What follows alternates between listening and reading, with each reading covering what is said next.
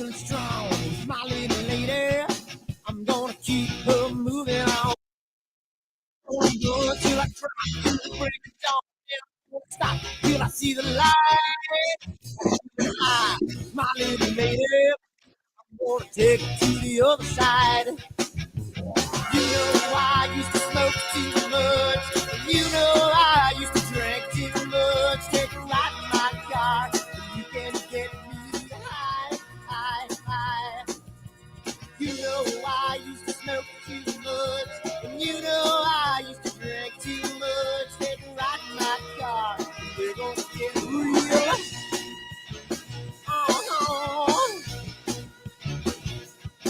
I'm feeling good. My little lady, she's gonna take me to the other side. I'm feeling nice, my little lady, she's gonna keep me moving on. I'm gonna run till I drop to the break of dawn. Never gonna stop, she's gonna treat me right. I'm feeling good, my little lady, she's gonna take me to the other side. You know I used to smoke too much, and you know I used to drink too much. Take a ride in my car, and you can get me high, high, high. You know I used to smoke too much, and you know I used to drink too much. Take a ride in my car, and we're gonna get real. Come on, baby. Let's take a ride. I don't know where we're gonna go, but first, let's dance.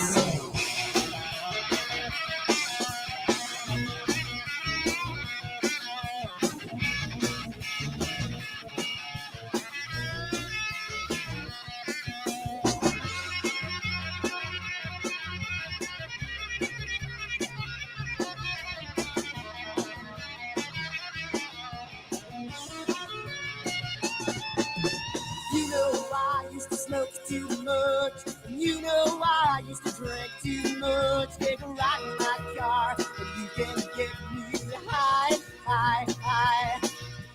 You know I used to smoke too much, and you know I used to drink too much. Take a ride in my car, and we're gonna get real.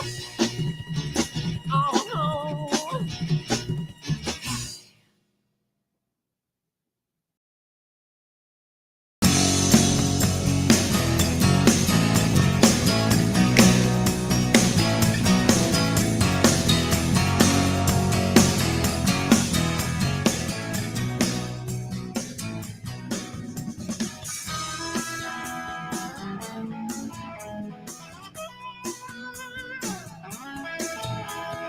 Deborah, things are becoming intense. I ripped my jeans on your fence, hiding away from your man. Oh, it's a passion. Oh, tell a tale of 1,000 lonely days. Yeah, she's the real thing. Yeah. Oh.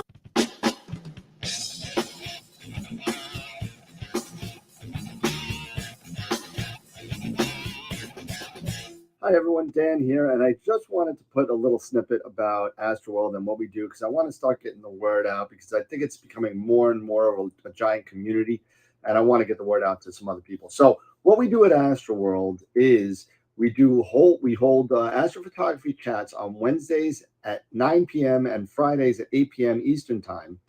And we just talk astrophotography. Wednesday's more of a techie kind of advanced intermediate, and Fridays is more of a newbie kind of thing. So if you want to check us out, and if you want to, hang out with some semi-decent people that like to go off the rails a little bit and have fun while they're doing it, come check us out at AstroWorldWeb.com, and you can check out the schedule, and you can sign up for all the free giveaways that we do. We just gave away an Eagle 4 Pro, an Optolong filter kit, Charles Brackenstein's books, and a whole bunch of other stuff. So come to AstroWorldWeb.com, hang out with us, have a good time, and as always, remember to keep imaging, keep educating, and clear skies. And I'll see you soon. Bye-bye.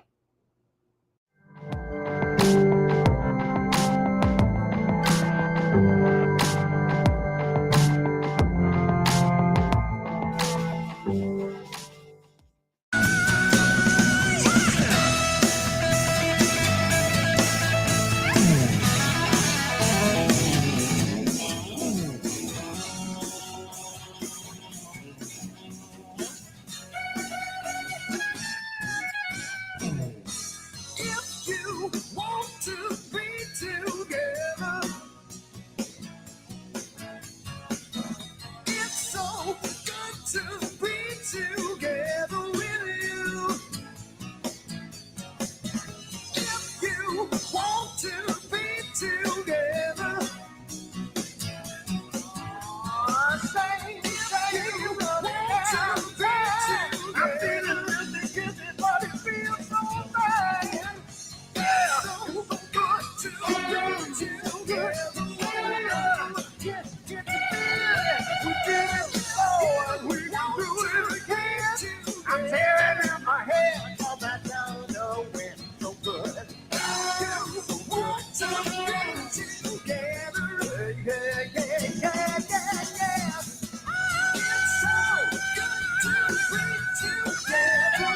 Yeah, so damn good. If you want to be together, it's so good, it's so good, yeah.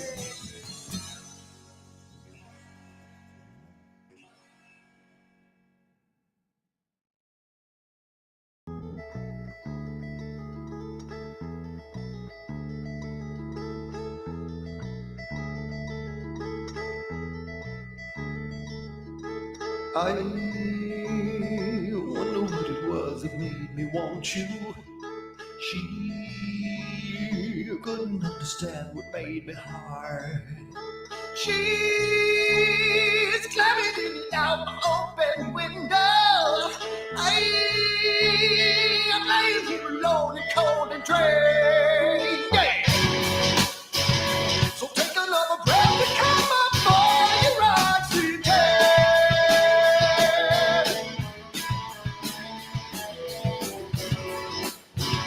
And now you wanna kiss the flesh and blood of every man, every man. And when the moon is full and the wolves will howl, she swam across the lake just to get to my house. Yes. And she said, I want more. Give me more. It's just I want more. A little bit of give me more. It's just it's done. It's just it's done.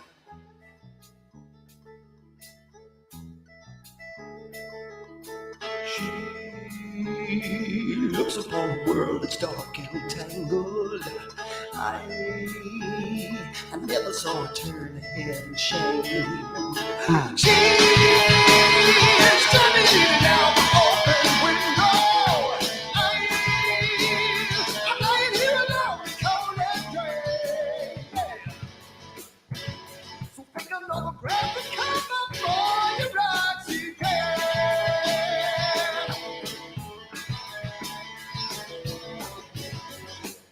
Hey, you know you wanna kiss the flesh and blood of every man, every man. Well, we all took turns hanging.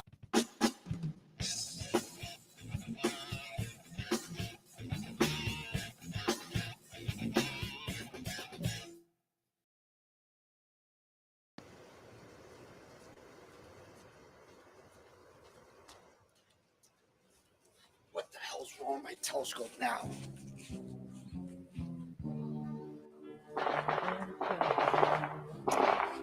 Damn, what's wrong with this thing?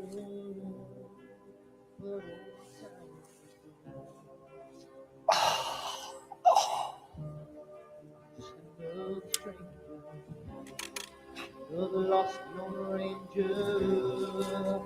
Can I break this spell?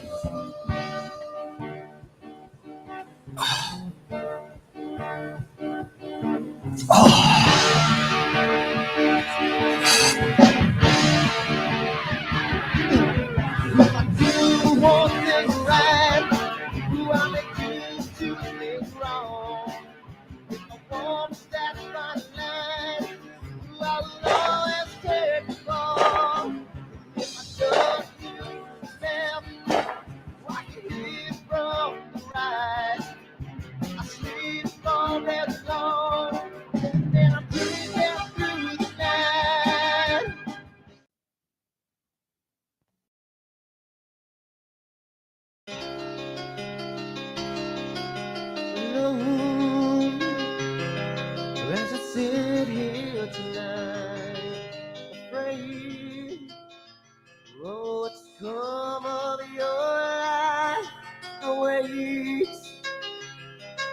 for the time and the place.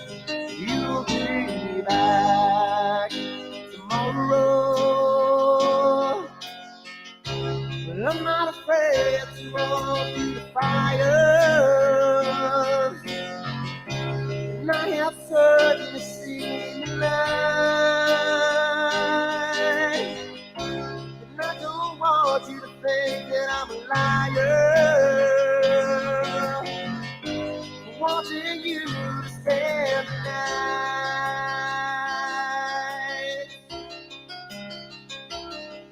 So cold as I sit by the phone. You've been told to let your heart move free. I wait for the time and the place. You'll be back tomorrow. But I'm not afraid to walk through the fire. And I have certainly seen the light.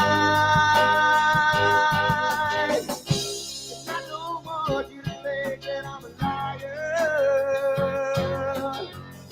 I just want you to spend the night. We're almost there. It's getting closer every day. Now is this fair to make my fool of every way? It's in your eyes, it's in your smile, it's in the way that you move.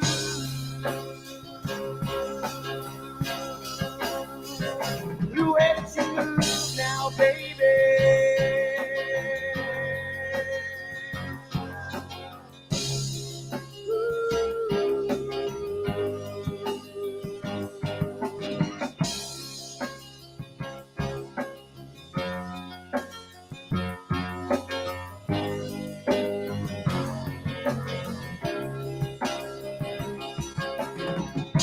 Well, I'm not afraid to walk through the fire.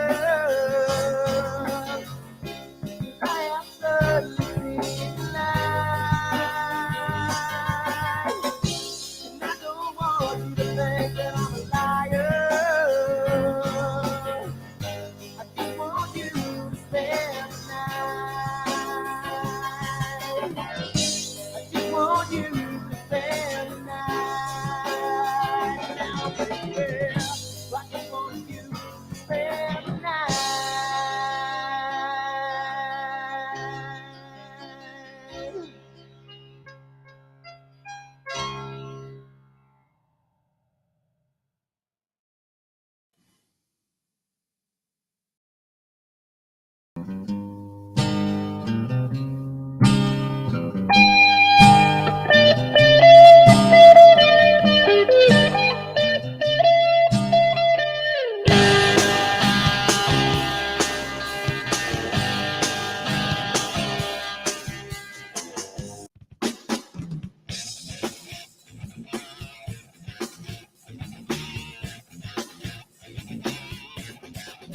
Hi everyone, Dan here, and I just wanted to put a little snippet about AstroWorld and what we do because I want to start getting the word out because I think it's becoming more and more of a giant community, and I want to get the word out to some other people. So what we do at AstroWorld is we hold astrophotography chats on Wednesdays at 9 p.m. and Fridays at 8 p.m. Eastern time. And we just talk astrophotography. Wednesday's more of a techie kind of advanced intermediate, and Fridays is more of a newbie kind of thing. So if you want to check us out, and if you want to, hang out with some semi-decent people that like to go off the rails a little bit and have fun while they're doing it, come check us out at astroworldweb.com, and you can check out the schedule, and you can sign up for all the free giveaways that we do. We just gave away an Eagle 4 Pro, an Optilong filter kit, Charles Brackenstein's books, and a whole bunch of other stuff. So come to astroworldweb.com, hang out with us, have a good time, and as always, remember to keep imaging, keep educating, and clear skies. And I'll see you soon. Bye-bye.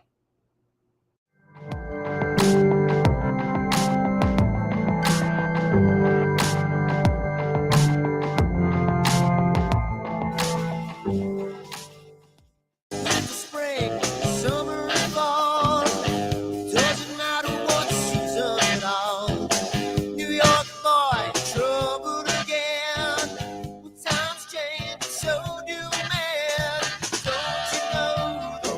share has finally set me free. Don't you know the monster is down on his knees? Can't you see? Can't you see? Can't you see the change in me?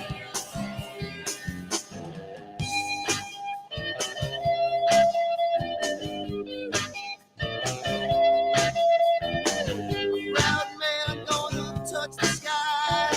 A proud man never gonna die. He's gonna give it a little more bottle.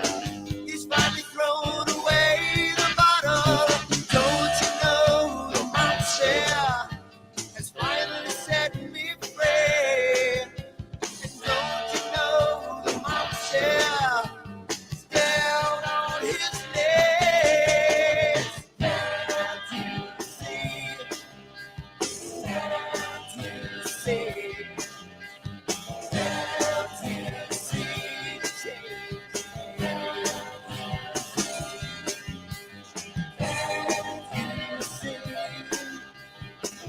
Can't you see?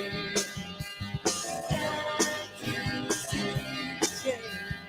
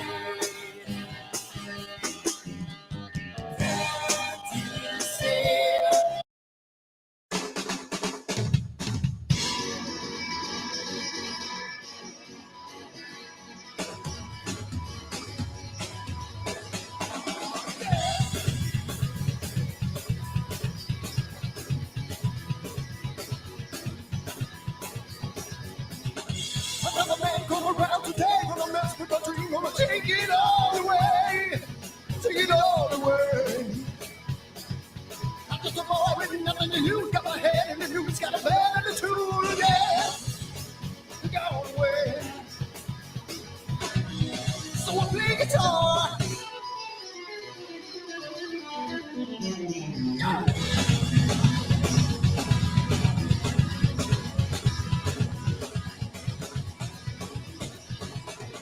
Another woman come around today, she wanna slice on my pie, she's gonna try to lock me all the way, lock me all the way. I'm just a boy with nothing to lose, got my head.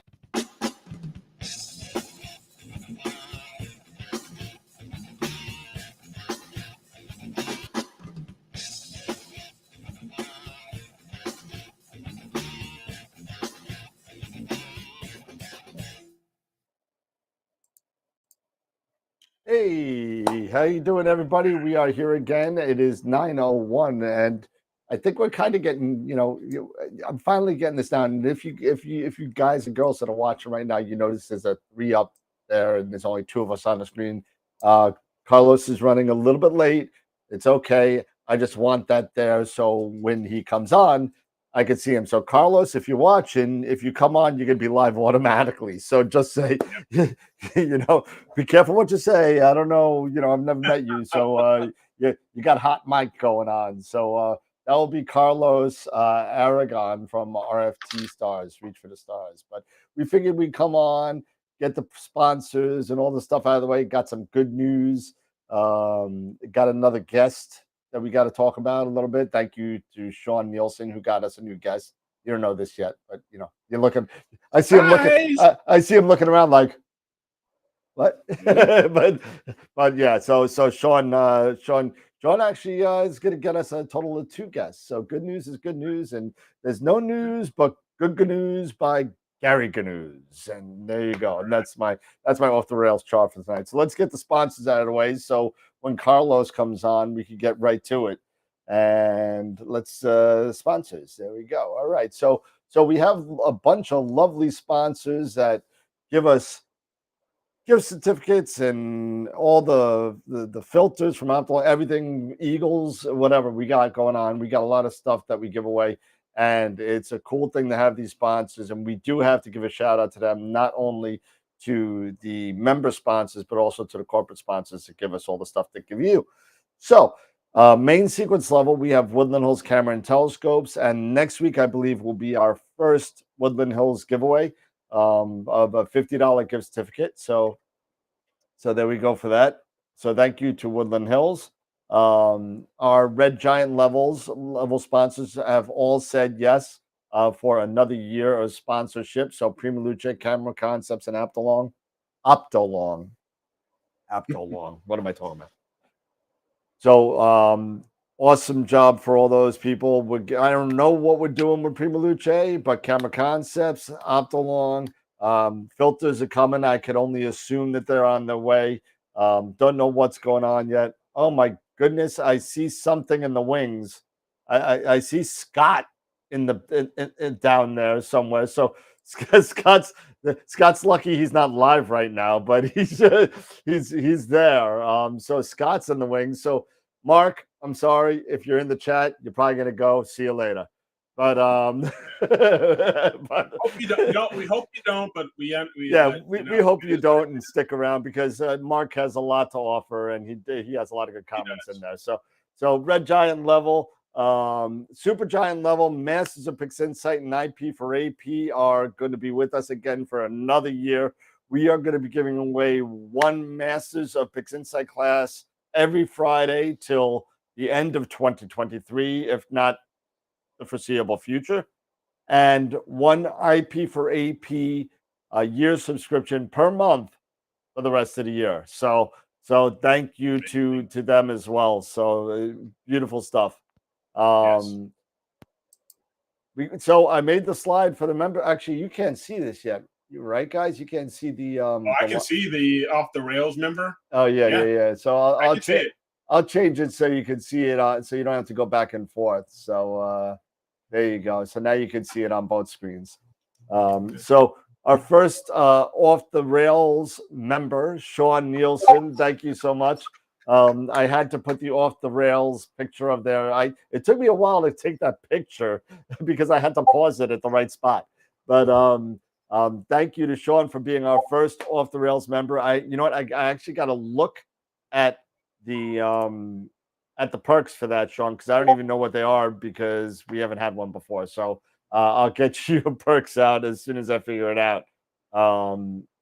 Quasar members, John, Bob, and Dr. Ascari, thank you so much. And if you want to become a member sponsor, please go on our Patreon site and become a member there. Thank you so much.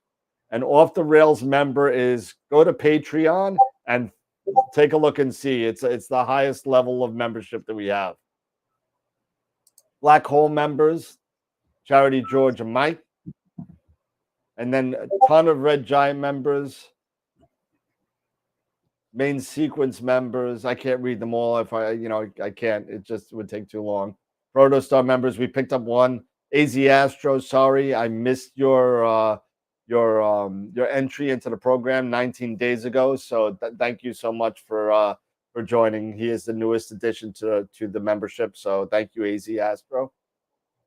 Tonight, Carlos is here. Actually, I see him just popped on.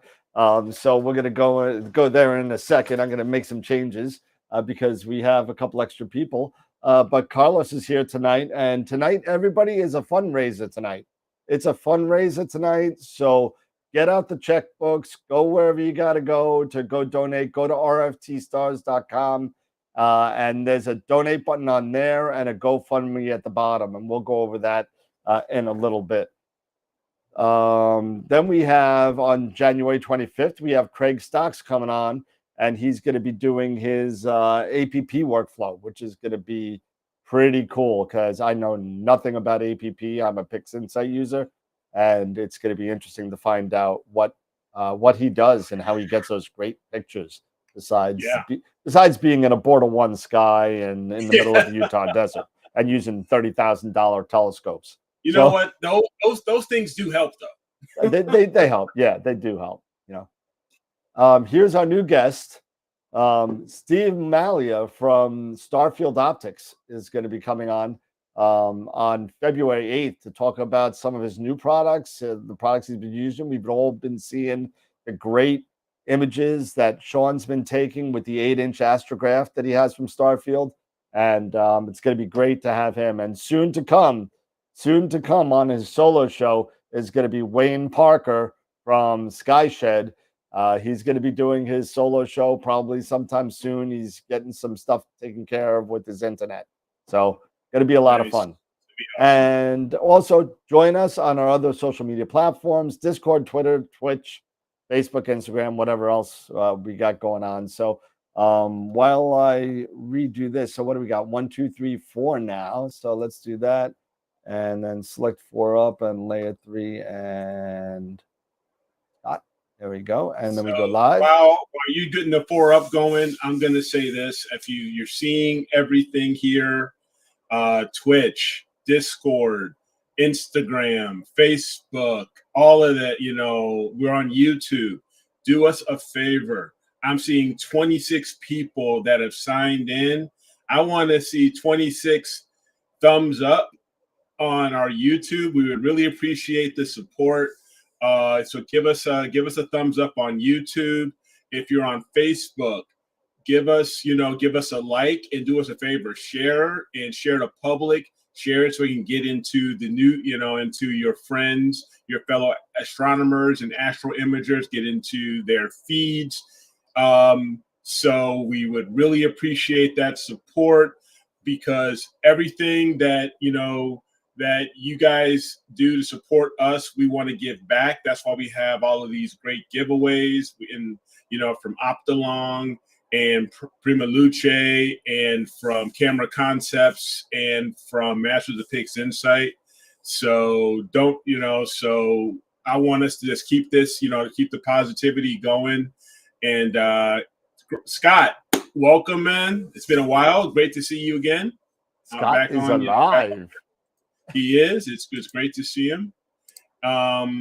But yeah, don't forget to share the show. This is going to be an awesome evening today.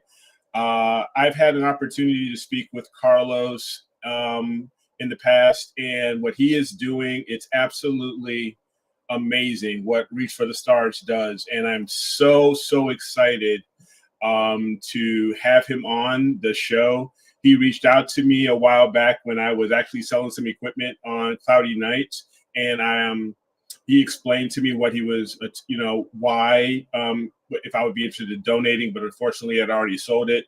But he gave his website and explained what he and his wife and their board, what they do for these children. And it's absolutely, it's beautiful. It absolutely is. And he is I believe you're an Air Force veteran, Carlos. Yeah. So thank you again for your service. Really appreciate that for you and your wife. But without further ado, I want to introduce Carlos Aragon from Reach for the Stars. And it's great to have you.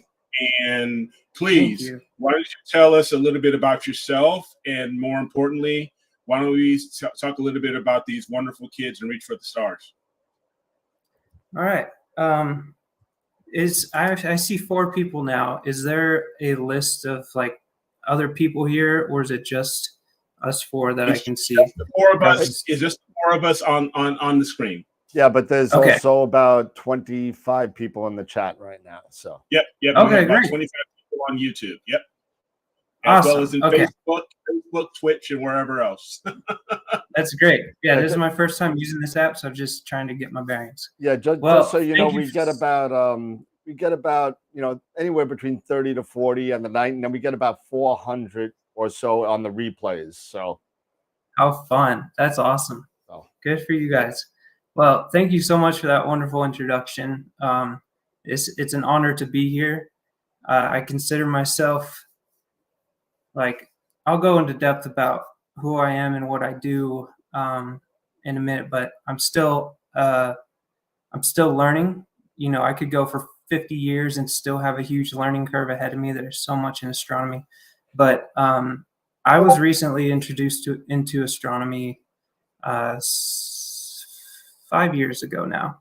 I'm from Idaho. Well, I grew up in California in Vacaville, moved to Idaho when I was 15, and joined the Air Force from there. Went around and served in England for 4 years, and came back to the States. And I was a flying crew chief, so I was a dedicated mechanic for an aircraft. But we'll get into what happened there in a second. So, yeah, I am the CEO of a new astronomy nonprofit called Reach for the Stars. I am going to try to share my screen here, if that's okay. Yeah, you should have the little red computer down there. Window.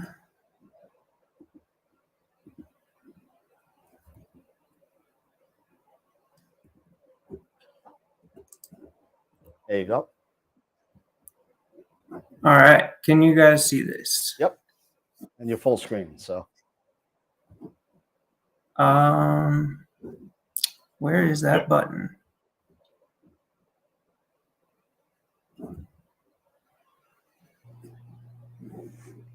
Is there a full screen button?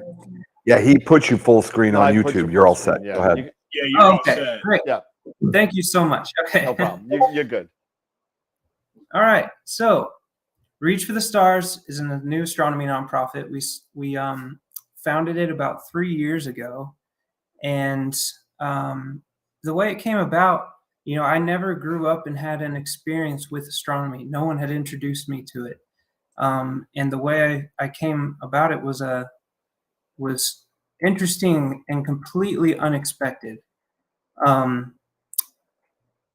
So, real quick, the mission, just so you have an idea in the back of your mind while I'm going through this, we're in Tucson, Arizona, and we use astronomy and charity work to uplift, empower, and positively impact mental health issues in youth, teens, and adults. Now, that's a lot, but when you have an amazing team, you can do a lot of different things, and we feel that all these things combined together truly has uplifting impacts on youth, especially because adults are a little hard to get them to change their ways.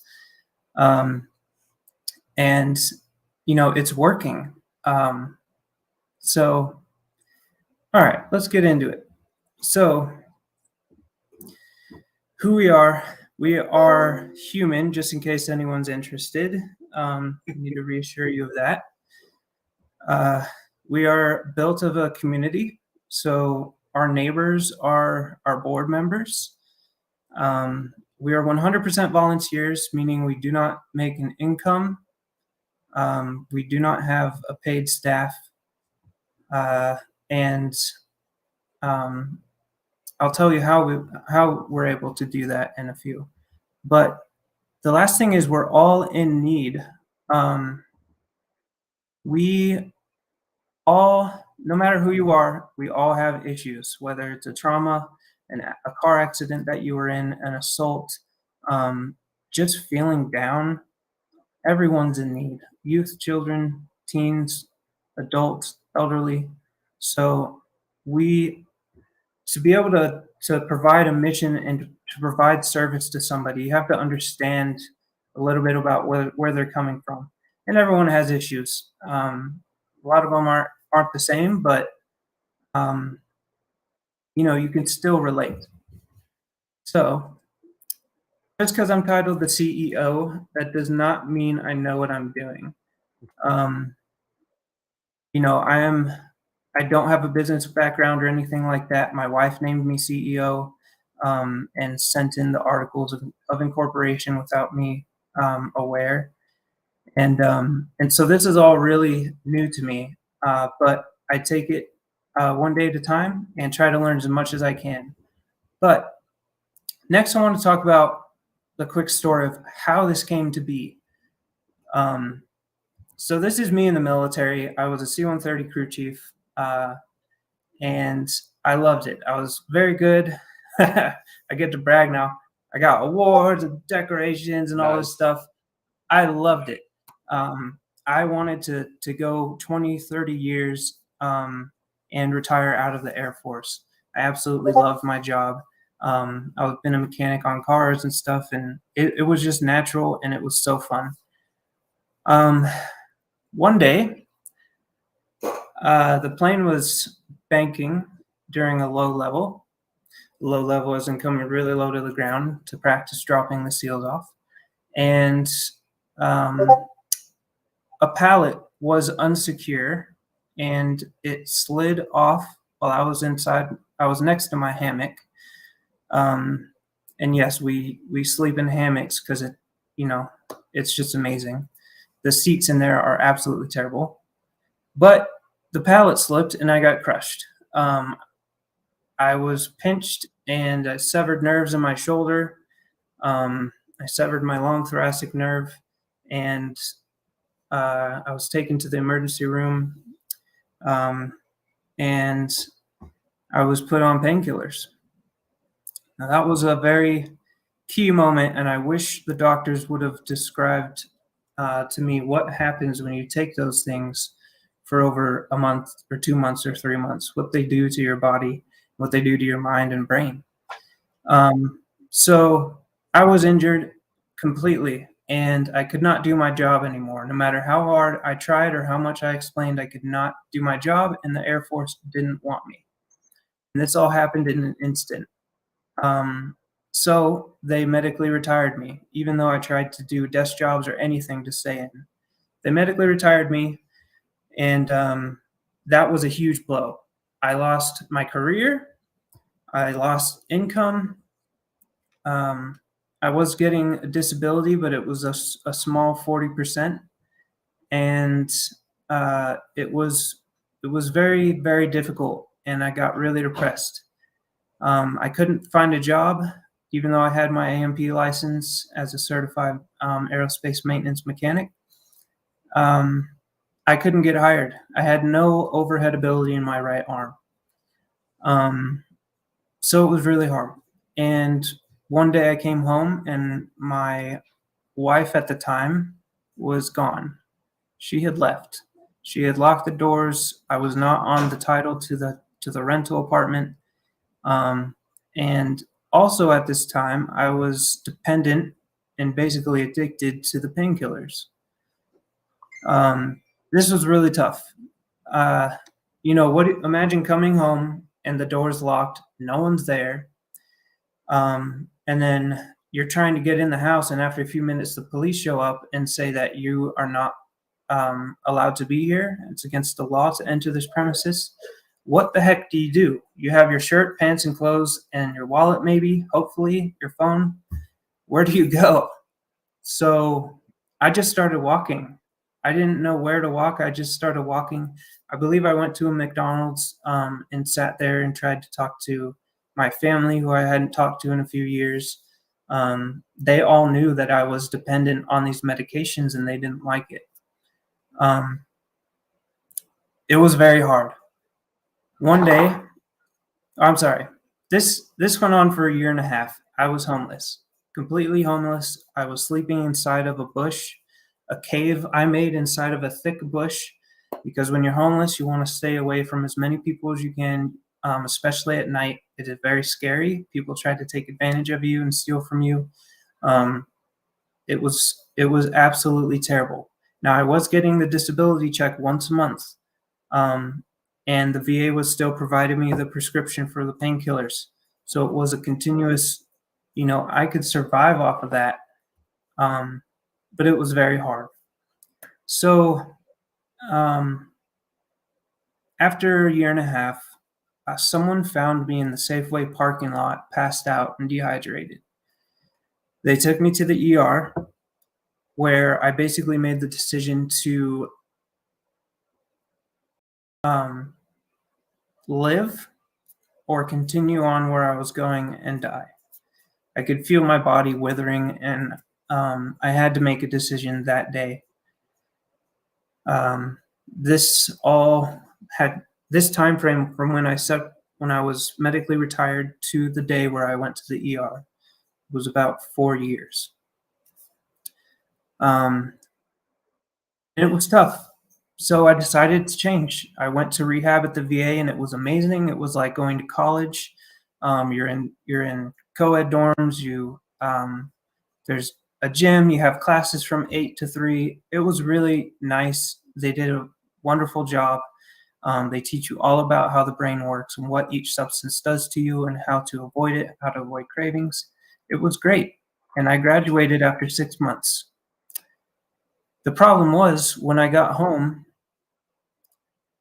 I didn't know what to do. During rehab, I had something to focus on, something to do, something to keep me busy and study. Once I got out of rehab, I was clean. I didn't have any painkillers or narcotics in my body. I should have been really happy and excited to start my future, but I still couldn't get a job. It was very, very depressing, and I didn't know who I was anymore. I had been on painkillers for 5 years and lost myself. I couldn't remember who I was or how to get back to that person who had so much drive, who had so much ambition and happiness back then. I couldn't figure it out, and I got really depressed. So this is where it all happened. One day, I bought my son a Walmart telescope. Now, I am not advocating for Walmart telescopes, but I'm telling you, for my state of mind, it worked for me, all right? The $40 telescope, I set it up in the backyard and pointed it at the brightest thing, and it was like November or something, and it was freaking Jupiter. I didn't realize it at first until I saw a little red spot on it. That $40 telescope, whatever terrible optics it used, I was able to see the cloud bands and the moons and a little tiny red dot every few seconds or every once in a while. We live in a Bortle 4 location in Tucson. Nice. It absolutely blew my mind. And for 3 or 4 hours, I was out there trying to hunting for different objects, trying to see what else was out there. I was so into it and so excited. I was mesmerized by what was happening. I couldn't understand how a little plastic tube with some glass or plastic probably, how that could transfer me across space to get to see something closer. It absolutely blew my mind, and I was so excited. I was so excited to show my son, and I came inside after 3 or 4 hours, and I was not thinking about stress. I didn't have anxiety. I didn't have any PTSD symptoms. I wasn't worried about the day's stressors. And my wife took notice of it, and she basically said, you need to keep doing that. Whatever that is, that's helping you. You need to do it. So I did some research, got an 8-inch Dobsonian, yes, got a real telescope, and I learned how to use it basically for like a week. And I decided, if this helped me so much, maybe someone else would enjoy it too. And I looked up any astronomy clubs in the area. I couldn't find it, but later on I realized David Levy lives right down the street, or David Levy. But his club wasn't accessible or visible on YouTube at that time. And so I decided, heck, I'll just bring my telescope to the Safeway parking lot and set it up and see what happens. And it was a hit. A lot of people came. A lot of people enjoyed it. They asked me, when is this going to happen again? I want to bring my friends or my family or my kids. And we started doing it every week. We made a little Facebook club and it blew up. It was just really fun, really exciting to get the community together to learn about how different things, how astronomy makes you feel. And I started to dabble a little bit into the mental health side of things on could this be something that awakens a depressed soul, or help someone, uplift someone in any way at all. And so yeah, that was the whole turning point. At the time, even though I got out of rehab, I started volunteering at this veterans nonprofit. And that was a year. And that was the time where I was pretty depressed.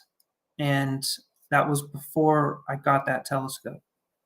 This veterans nonprofit, we put our heart and soul into for a year. And I wasn't really doing anything, just helping doing cleanup and stuff around the property. And it was a startup nonprofit. Well, we found out that the CEO of that was embezzling all the donation money. We had asked them for the financials for 6 months, and they refused to give them to us. And we were on the board of directors, so by law we had access to that, but they wouldn't give it to us. So we snuck in and found it in the filing cabinet. We found out they were embezzling. The next day we resigned. We contacted the IRS, and nothing really happened with that until about 8 months later, when the owners of the property completely disappeared. I'm not going to name which veterans ranch it is, but yeah, it was very bad, and it gave us, for that veterans ranch, we were feeding veterans and bringing backpacks to them full of food. That was what we were doing. And so when we had to resign, it kind of broke our hearts. And then a week later, this telescope comes into our lives. Okay. And during that week, we were talking about what other nonprofits can we go help out at? I was homeless. My wife was an alcoholic. We want to help the community in some way. So we thought, you know what? Why the heck do you need to be in a nonprofit to do this? How can we trust a nonprofit to do the right thing, or that they're doing the right thing with the money they get from the community? And so we just started doing it. And then we looked into nonprofits and said, this can't be that hard. So we started one ourselves. And that's at that same time we got that telescope, and we decided, we want to bring astronomy and charity work together. What can go, there cannot be anything bad about those two things next to each other. And charity work is uplifting. It makes you feel good. It helps people. It helps the people around you. And astronomy, kind of does the same thing. And Carlos? so we yes. Carlos, I got to stop you for 1 second. I just got to tell you, the donation wheel's like blowing up over here. Really? Mike Y, $100. Paul Berghardt, $80. Oh my gosh. Charity Walker, $20. Mark Ellis, $100. AstroWorld. I didn't even know you guys had that going on. Oh yeah. So in the chat, if you're watching if you're watching the YouTube stream and not your screen, if you're watching the YouTube screen, I'm putting it on the screen as well. So yes. If anybody wants to donate, just hit the dollar button right under where you would type your chat in the chat. It's a dollar button, looks like a dollar bill. You could hit it there, or you could go directly to rftstars.com, and they have a donate button there as well. And just so you know, Carlos, whatever is donated tonight, AstroWorld is going to round that up to the nearest 100, and we're gonna. Oh my gosh! So, thank you guys so much from the bottom of my heart. I'm gonna get to it in the slides. I don't want to bore you guys with all these things. No, it's not boring at all. Go right ahead. Tonight is yours. It is. Yeah. Please continue. Thank you guys. Every dollar buys a 3-course meal for our food program. So $10, that's 30 courses or 30 meals. Wow. So every single dollar truly helps. That's unbelievable. Thank you guys so much. I'm freaking out and nervous right now. No, it's glad we could okay. It's help. all good. It's all good. Okay. You got this. Crap, where was I? Okay, so we combine the two, astronomy and charity work. Next. Now these slides, I didn't want to put a whole bunch of words and text on them and put you to sleep. But I thought pictures would help, so we're going to go with a bunch of pictures. So first, to be able to start a nonprofit, you have to understand the need. I was talking about before how we all have issues and we all have problems. You know, we looked up what was the biggest thing happening in Arizona, and we had noticed that a month before there was a kid, an 11-year-old kid who committed suicide that 2 streets over from our house. And we looked up the statistics, and Arizona is 17% higher than the national average of youth suicide, anxiety, and stress. And so we thought to ourselves, if we're going to use astronomy to help change people, who's going to get the most impact? Is an adult going to be open to changing the way they think about the world or life or their place on this earth? Or a kid? A kid you can kind of mentor and mold, and they're easy. Adults are a little stuck in their ways, which is fine. And so we thought, we want to help bring that percentage down, whatever we can do. And so we started doing youth programs. This includes classes, telescope lessons, doing Girl Scouts and Boy Scouts, going to schools and doing solar days. And, we wanted to really, really have fun with the youth and get them to understand that astronomy can really have a positive impact on your life. So yeah. The need, here's another little slide with some statistics. The truth about child mental illness will shock you. 25% of AZ teens have anxiety. It can start at age 5. It's very interesting to think about kids having anxiety, but when you think about bullying, when you think about family problems at home, there's a lot of things, including grades, that can cause those types of things. 20 teen suicides a day. That is not in Arizona, that is national.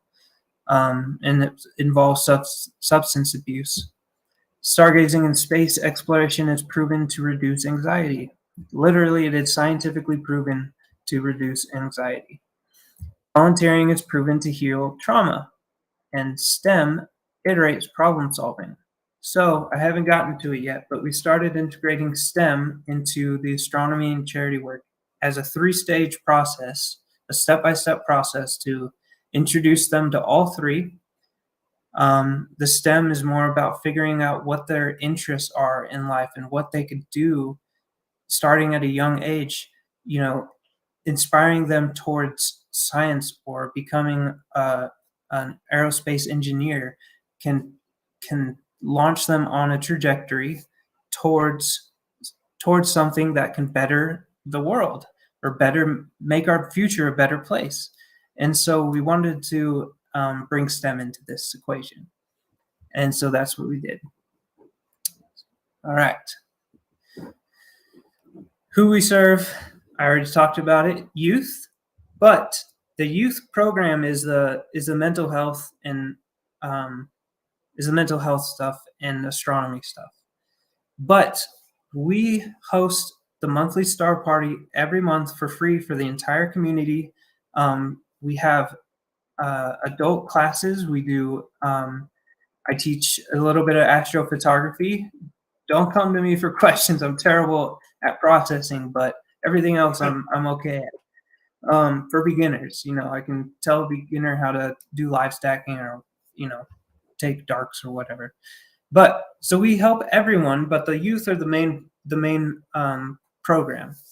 That's the main mission. So yes. All right. Next, what we do.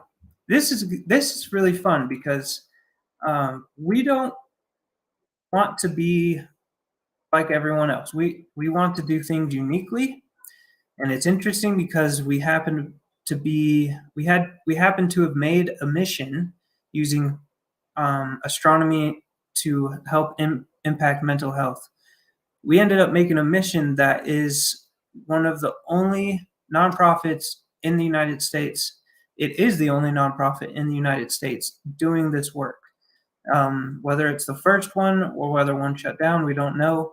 We're the only ones that have found or have been told that is doing something like this. So it's very unique. We know of one little organization in India doing something similar, which is great. But the goal is to spread this to all the different clubs that we can, or different schools, have them implement astronomy into a therapeutic session of class with the school nurse or anything. Something to distract them and give them, it's a coping mechanism. I definitely use it almost every single day to cope with stressors, with anxiety. I have terrible anxiety.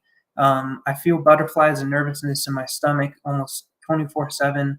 And it's very hard to deal with. But when I'm looking through that eyepiece, it's hard to explain what those feelings bring and how the tension just kind of floats away. And I'm guessing that many of you have felt this too. It is just unbelievable the things that we can do with little items of equipment down here on Earth.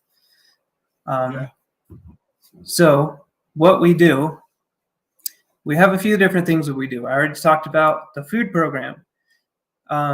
We have a food program. Anyone that needs food, they can come to our house every 2 weeks and pick up a 2-week supply box of food. Now, when someone reaches out and does that, we don't advertise this, but we do it as a surprise. We donate a little Celestron first scope to them.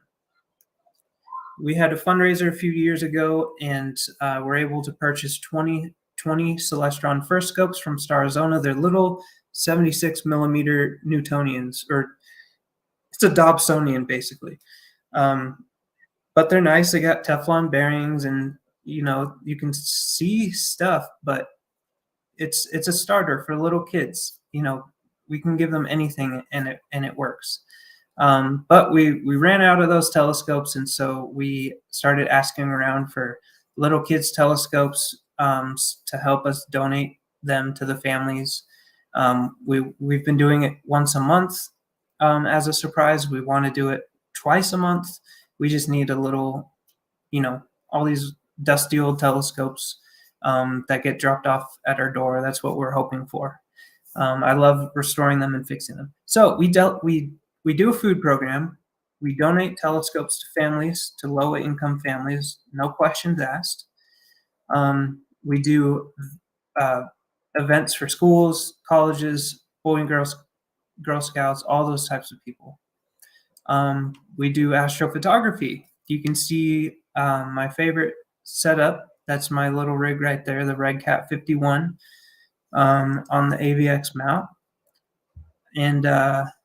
And you can see down here in the bottom left, a family picking up their food, and they have a Thanksgiving basket, and we give away pies during Thanksgiving and Christmas.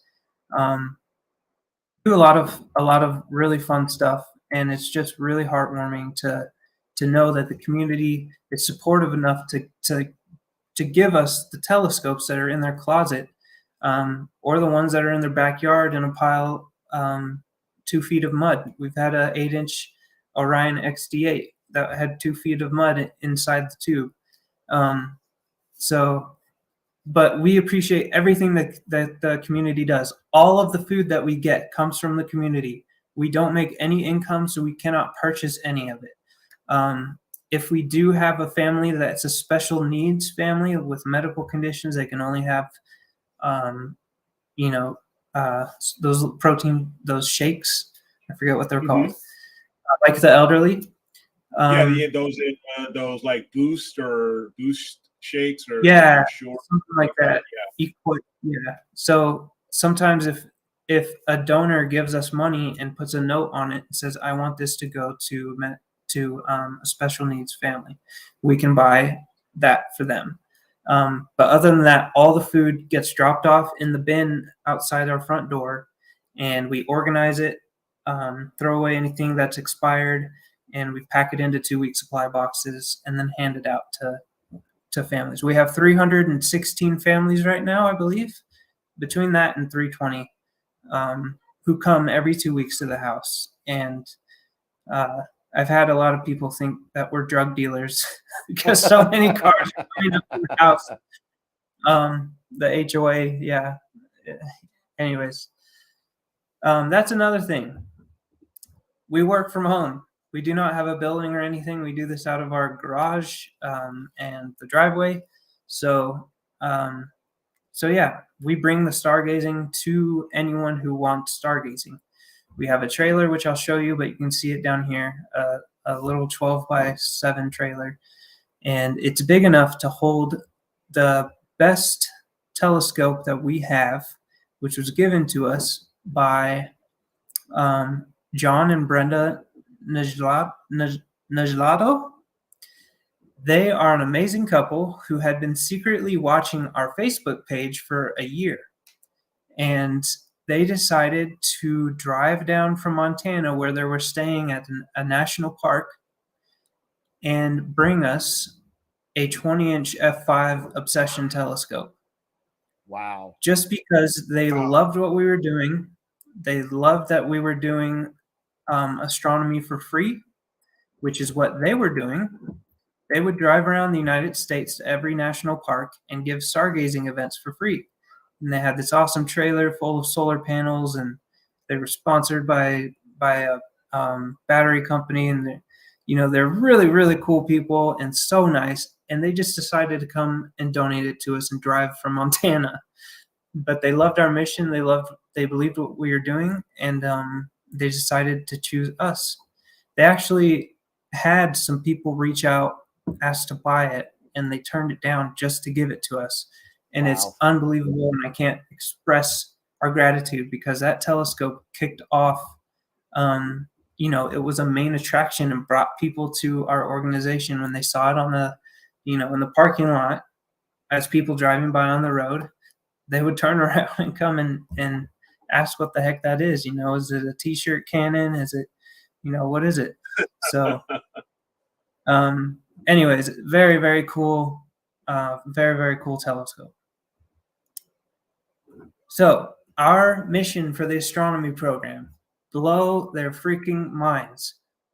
If we can get someone who's never looked through a telescope, come to a star party and look through a telescope or do something astronomy related and not have that wow factor, I doubt they will ever come back in 5 years when they say, hey, let's go to a stargazing event.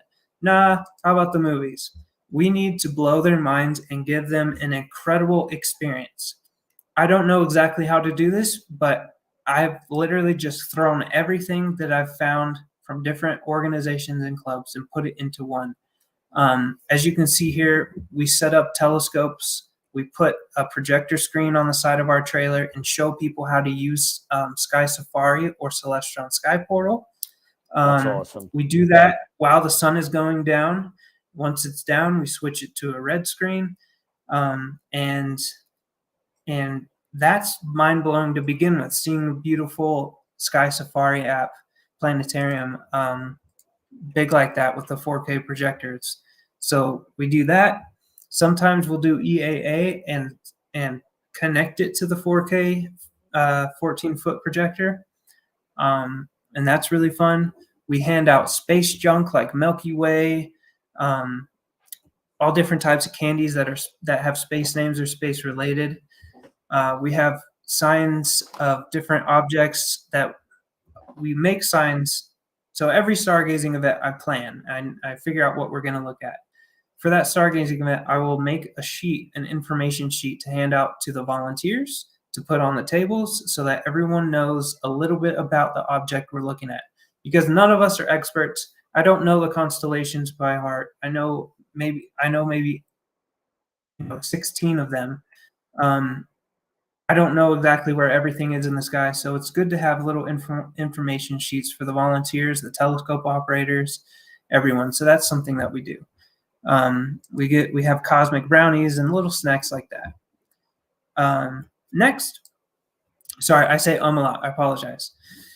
And at the end of each stargazing event, we ask everyone to get in a group, and we take a group photo and try to get the Milky Way in it if its arc is above where we are.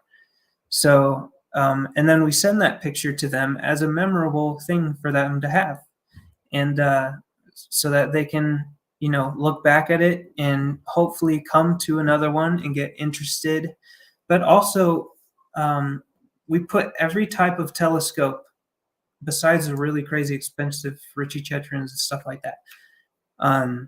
We put one of each item out. So a Dobsonian, an SCT, a refractor, a 3D printed little guy,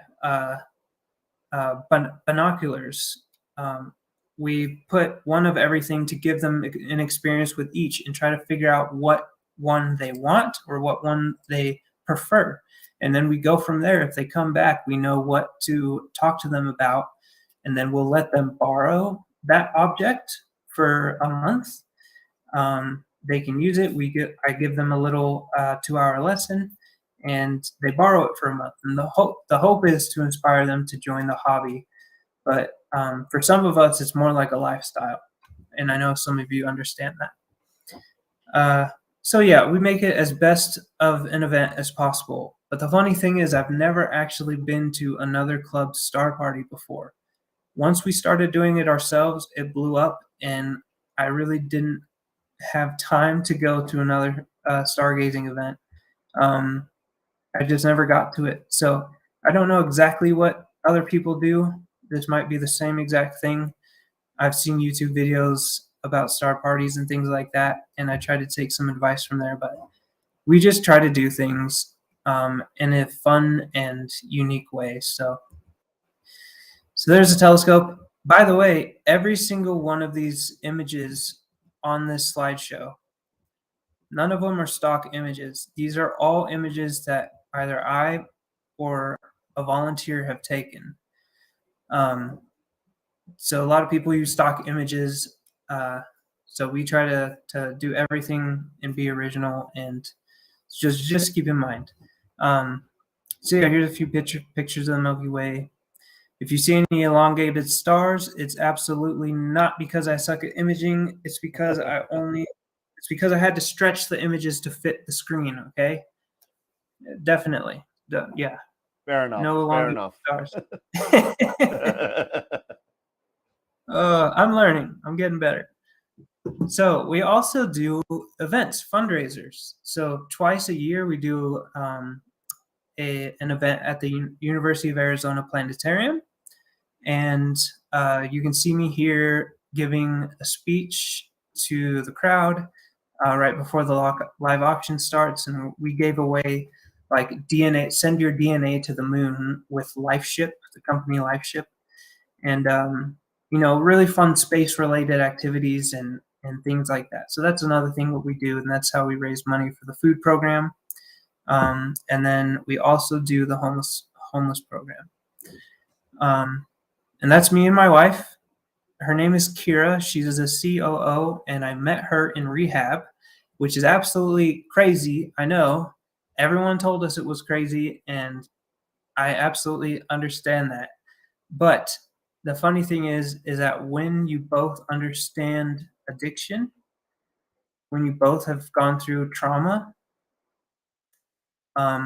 you understand what signs to look for when someone's having issues or when someone's having a hard time. And her and I, it's incredible. I love her to death. She's an amazing woman. She has the biggest heart, and she is so, so kind. And yeah, everyone asks to talk to her instead of me when they get to the event. She's amazing, and she's just a beautiful soul.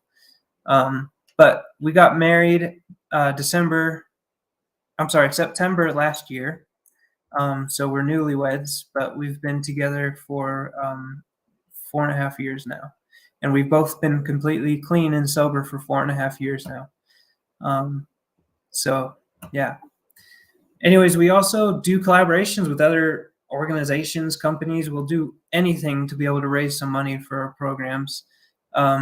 This one right here in the bottom right, Chevy, the automobile company Chevy, reached out to us and said, hey, we like what you're doing. We want to deliver a brand new Chevy Tahoe. You can use it for a week for your nonprofit. Tell us your experiences. We'll come send a photography group and take pictures of you and your nonprofit and make a commercial for you. And so that's what they did. They came.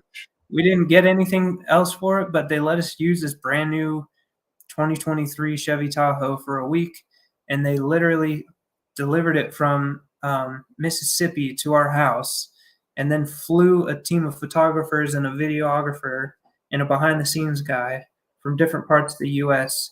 to hang out with us for 2 days. So that was really, really cool. And I can link that video in the chat if you'd like at the end. But it's on YouTube. I make YouTube videos and I put it up there. So Nice.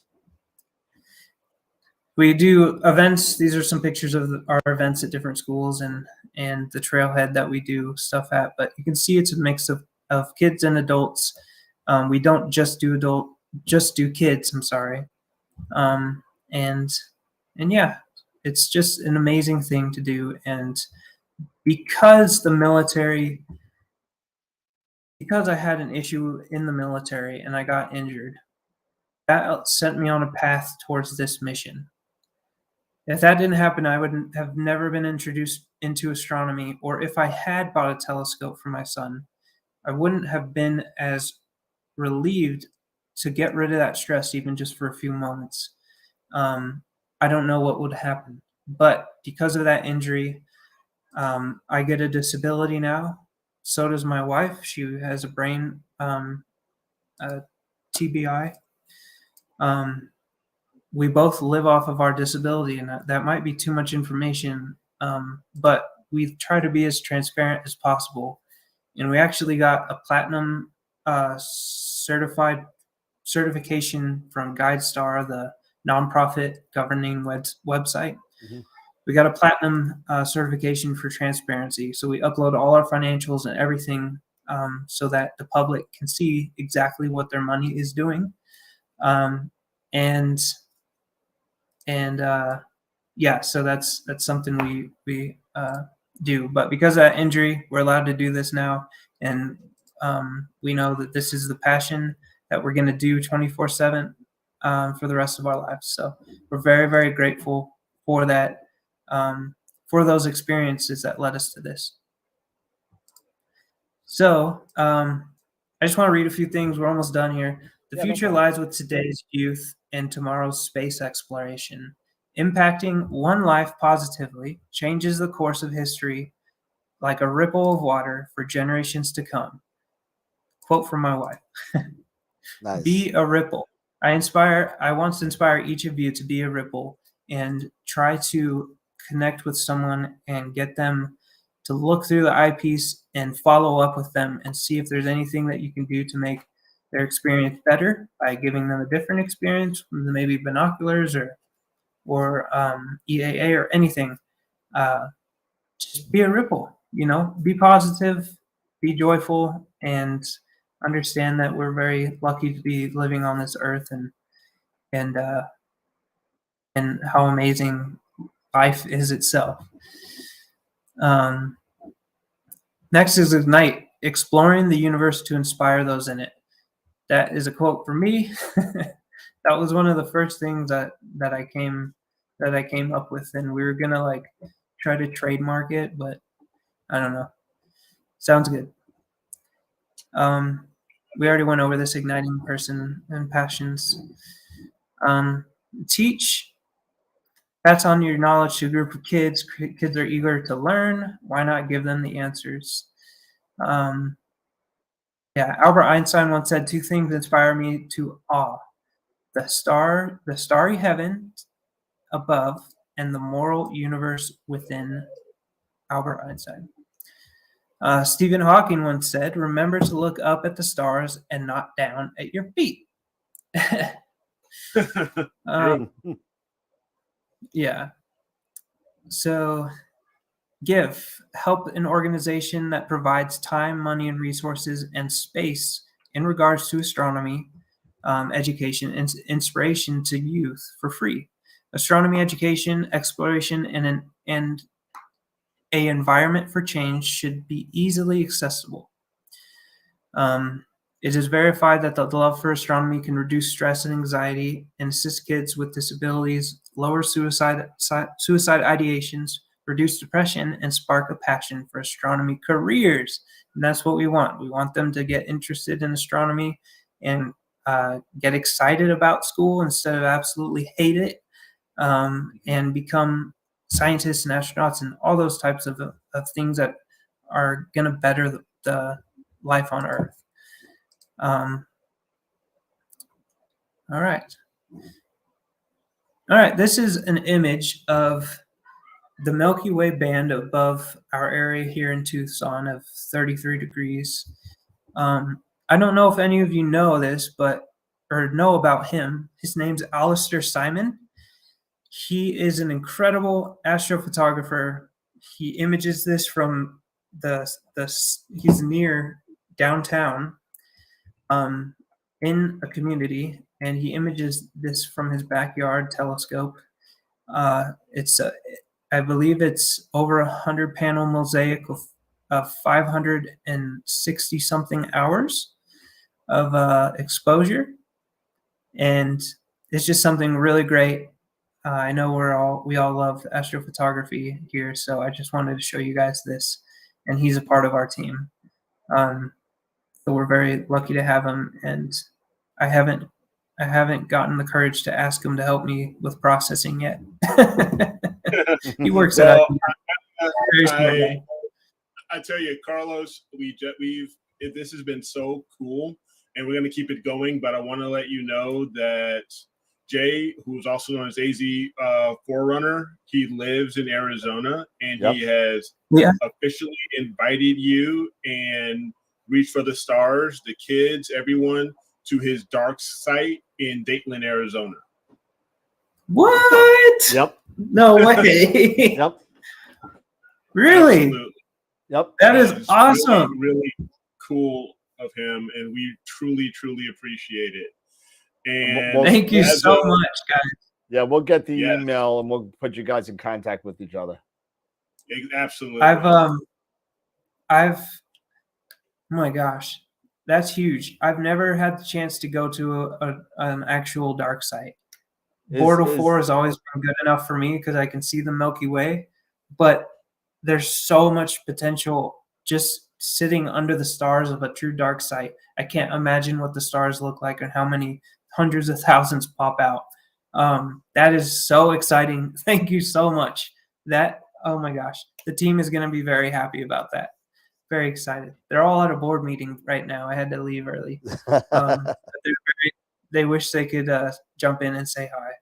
But thank you guys. Yes, and as of right now, we are currently at, my calculations are right, we are currently at $575 in donations. You're off by 10. Right when 10? You said 565 right now. But, oh my gosh! So, no way. So 565 plus that doesn't include the $100 Eric put in on your site. Yep. So it's 665. So and it's keeping on going. That is more money than I've ever raised in a single sitting or a single fundraiser. Thank you guys so much. That is absolutely incredible. That No, is 500 3-course meals.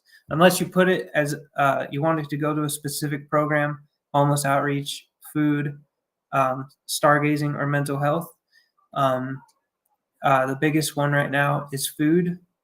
And then we're going to do a fundraiser for the little Celestron telescopes to give out, unless we get like some used ones in the mail or something from people. There's a lot of people around the world who have been very kind and generous to send us their, the power seekers that everyone hates. yeah, Send us like binoculars, all types of random amazing things, broken things. I absolutely love it. I love tinkering. I'm a mechanic. So I like to build Frankenstein or Frankenscopes with different parts and try to come up with stuff to give to families. And so thank you so much, guys. Seriously, thank you so much. I'm so excited to tell my wife when she gets home. Okay. Okay. It is not easy being a nonprofit. We don't make income, so we have to fundraise. We used to do a lot of stargazing events and solar days and things like that, but now what we do is dancing grannies for fundraisers and all these types of things. It's supposed to be a joke. We don't actually do dancing grannies. Oh. I was like, wait a minute, dancing grannies. Okay. Why not? There's an old VHS called Dancing Grannies, and it was like a series of like 500 of them of grandmas dancing to exercise. And my mom had it, so it always stuck with me. But this was a Zumba fundraiser actually, and it was really fun. I didn't get to dance, but it was a good time. Awesome. Charity work heals the soul. Here's some pictures of the charity work that we've been doing. Here's a lady who's about to lose her home, and she has dogs, and the community came together and we got her dog food and a 2-week supply of food. This was the middle one is the Girl Scouts. We do a solar day for them, and they bring us Thanksgiving baskets for our families. And then we give out homeless backpacks. We have the youth do the charity work. So they build the food boxes. They build the homeless backpacks. We put our logo on the backpack so that the homeless can kind of get familiar with it and get comfortable with reaching out to us if they see us around. It kind of builds a little bit of trust. And then we put inside there a laminated sheet of, I think, something around 80 resources, like food banks, clothing banks, housing resources, addiction resources. So they have that laminated sheet that can't really get destroyed that easily. And so the youth build them, and whenever we have a family come over to volunteer or we have a class, we hand the backpacks out to the different kids to bring home. And then the parents put them in their cars, and whenever they see a homeless person at a stop sign, they can hand it to them out the window. And so that's something that we do. We also have started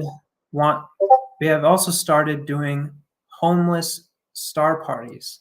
So we'll go to a park where there's a lot of homeless people, and we'll have a team. Our board of directors will come out, and we will do a start, like we'll set up a telescope and watch them come. We'll try to walk around and get them to come over to look, but just to give them some inspiration for a moment. It's really cool when someone who's never seen something sees a beautiful crescent moon or a conjunction or anything. And so it's really fun. And since I used to be homeless, I understand how hard it is when everyone sees you as dirt, and a lot of people just try not to even recognize that you're there. You have no clothes or clean clothes. You have no suit to go to a job interview. You have no cell phone most of the time. You have to go to the library to use the email, and it's a very hard cycle to break out of.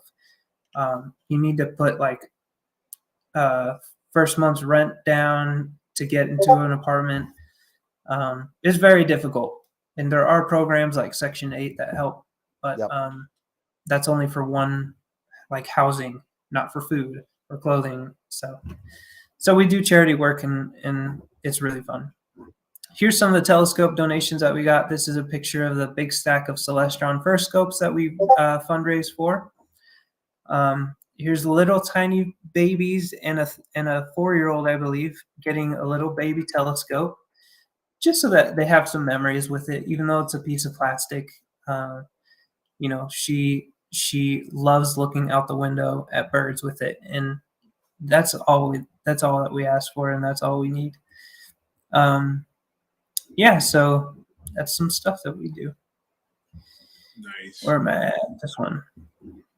I just got So with the telescopes, I just got a message from one of our members here, and let me see if I can get this right. From Billy Beckett, he would like to, and we'll try to figure this out with you, Billy. He has a Celestron AVX mount that he's only used 3 times, and he would like to donate it to you and to Reach for the Stars. He's going to need some help with shipping. So I'm in contact. I'm chatting with him right now so we can see what we can do to help him out to get it to you. Thank you so much. Thank you.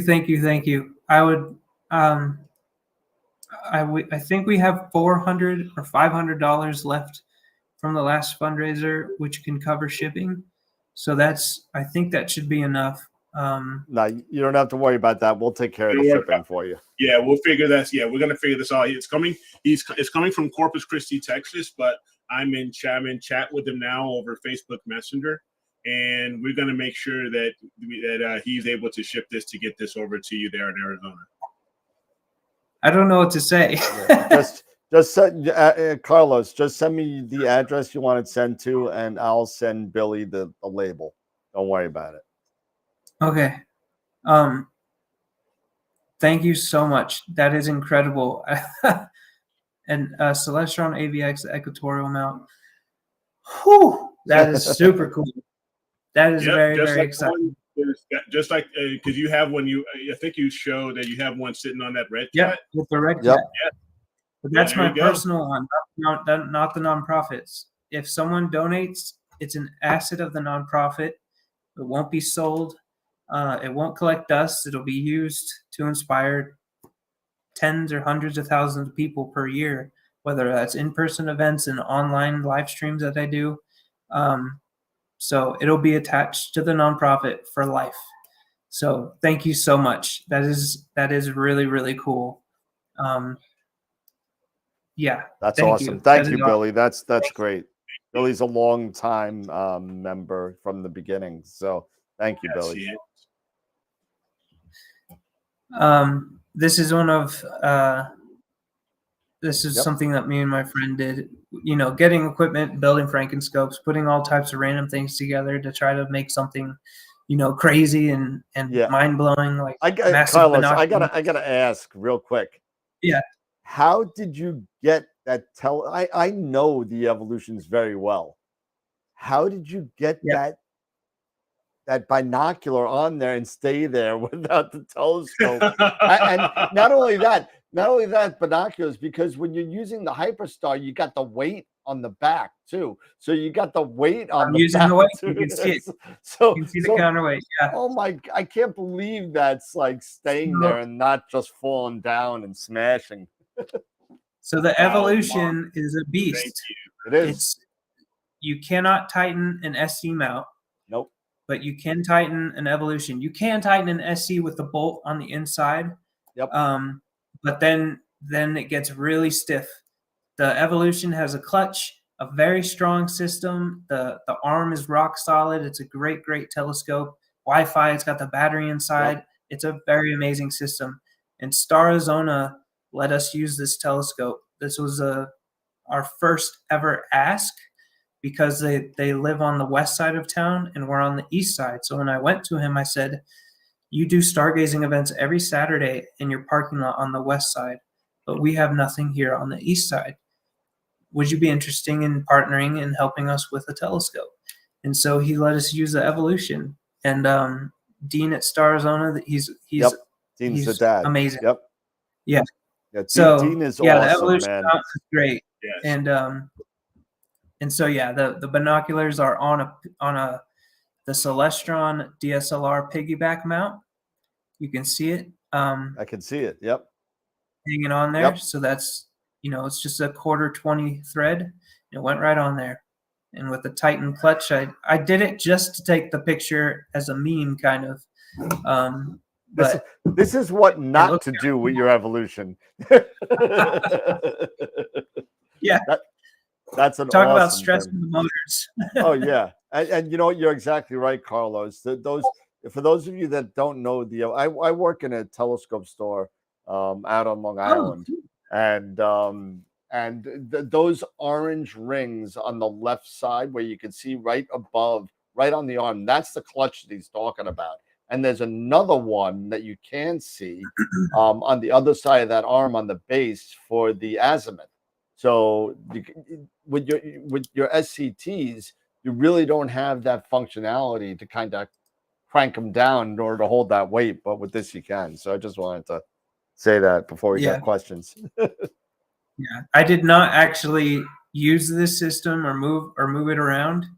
I was worried, but I did want to throw everything on it that I could and take a picture and yeah. So it was fun. Okay, the next thing and the last thing I want to talk about is goals. Where are we going from here? Right now, we're using our home as our nonprofit. Working out of your home, you can't have classes here, so we have to go find somewhere to do a class or lessons like the YMCA or something like that. It's very difficult to have volunteers come here. We can only have one family at a time, especially during COVID. Come and build boxes or backpacks. We have to go to a random location or parking lot to do our stargazing events. So the goal is to raise money, one day have a community observatory and learning center that's open to everyone for free access to space and astronomy and volunteer hours galore. However you want to spend your time, we'll have science experiments and STEM equipment and launch rockets. This is our dream, and we're starting with youth in their mental health, trying to give them some coping tools and mechanisms to use through astronomy. But one day we want to branch out and get veterans with PTSD in there, and then go further with that. And we'd like to share this mission with other clubs and organizations. We want people to know that this is a proven method to help people who are struggling. And so our goal is to get an observatory. This was a house in Tucson, on the edge of Tucson. It was two houses combined together, and it went up for sale. We thought, shoot, we have a VA loan. Maybe we should buy it with our own money. All the advisors told us that was a terrible idea. And we started raising last year money, and we raised $30,000. Most of that went towards the programs throughout the year, and so we have about $12,000 left right now in our observatory fund, and that's a fund that we're building. We take 30% of any general donations that we get, and ask the donors if they're okay with us putting it into the observatory fund, and then the rest 70% goes to gets split up between the programs. But having a facility is the goal. We want to get out of our home, of course. And this man, he built this house, and it's got big old garage doors, and it's got a 18.5-foot diameter observatory dome on the back shop. And he was an eclipse chaser and chased eclipses around the world to photograph them. And he left a monster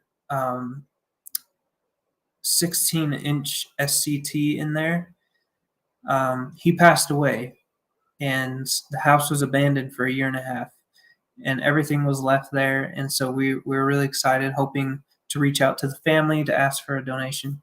But a house flipper came and bought it with cash, and so they said they wanted the cash. But anyways, so we're looking for a building, an abandoned building. I will fix it up myself, even if it takes a year. I don't care. We just need a building or land and $50,000 to build a roll-off roof observatory that can fit, 10 to 20 people inside. That's what we can start with, and I'll do it DIY. I don't care. But anyways, we're looking for a building. So that's our goal, and we're hoping that we can spread the word of this mission and implement it in different states. Yeah. So yeah, this is me creeping on a building that we wanted. I see you taking the picture from the window, Yeah. Real quick. Some other Go ahead. questions here, Carlos, real quick. Yeah. One was from JAZ Forerunner. He was wondering, are you pretty much local, or are you thinking of doing something outside of Arizona as far as going around and doing this similar with outreach and with Reach for the Stars? So since I'm the CEO of this one, I believe that for now we're going to have to keep it local, but I'm building a live stream system with a little all-sky camera from a Revolution Imager, if you know what that is. I do. I'm looking at one right now. Oh, cool. Yeah, so those are really great, and that was one of our first purchases to try to do EAA. And hey, Carlos, anyways, would you like another one? Because I have one that's sitting right here. I'll send to you. Yes, absolutely. Thank you. You got it. Thank you very much. We can train with that one and use that one at star parties. You got it. If we can have two going, that would be sweet. Thank you very much. No problem. I'll send it to you. Yeah. So the goal is to do live streams and spread the word on YouTube, and there could be 10,000 people who watch that video over the next 6 months and talk about it with their friends. So that's the only way I can really see myself implement or reaching out to other states. I don't have the money or means to travel. Maybe if a company or news outlet hears about the story, hears about the mission, wants to fly us out and give an interview, that's the only thing I could think of. But we do travel around Arizona in the trailer. We go to low-income communities and low-income apartment complexes and set up right in the center. And hopefully people see us when they get off work. We just try to spread the word as best we can, but we've only been able to do it in Arizona so far and on the live streams. So Eddie Z had a question. Have you thought about doing anything with nonprofit scientific grants? Yes. So we just hit our 3-year mark, and for grants, especially federal grants, you have to be 3 years old. You have to be an established organization. Now, we are completely approved. We're a 501c3 charity, which means if you donate to us, you get a tax exemption. Mm-hmm. We are a certified charitable organization, which means you can get a tax credit from us, $400 single, $800 for joint. And tax season's coming up, so we're trying to tell people that we're actually certified. Yeah, so we do our best to do grants. We actually trained and did a lot of online classes, free classes and some paid classes, learning how to write grants. They're very in-depth, very detailed. All of them are different, so you can't just copy and paste answers. You have to be very specific with things. And we've written over 80 grants, some of them just $100, $200, $500, $600, $2,000, little grants like this. We've written over 80 grants. We have an entire Excel sheet with all of them and all of our answers. so that we can refer to them. And we've received 12. Wow. And that's in a year and a half since we started applying. You can apply for little grants and different company grants and things like that without being 3 years old. But yes, now that we're 3 years old, we can't hire a grant writer. That's usually what organizations do. But I would like to find a mentor who would be willing to maybe give some advice, or even a volunteer, a retired grant writer who wants to help a nonprofit. It's just really a wait and see kind of thing, and just try to write them ourselves. Well, Carlos, you know, I don't want to make any promises that this is just coming up, but I know somebody who is an SRO, and I don't know if you know what an SRO is, but basically, it's a person that reads grants and forwards them to the president. so, no promises. Okay. Yeah, this is like an evaluator. They see if it's passed all the or checked off all the boxes to move on. Exactly. Wow. So yeah, that would be that I could get some advice from that for sure. I could ask her. No promises. I mean, but she's retired right now, and she might want to do something like that. I really appreciate your consideration for that. That's very kind. So yeah.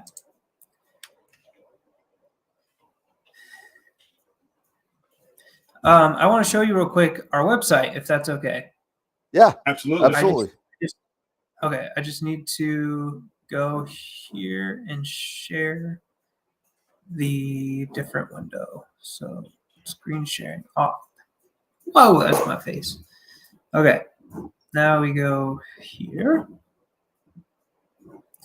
to window, and then Chrome tab.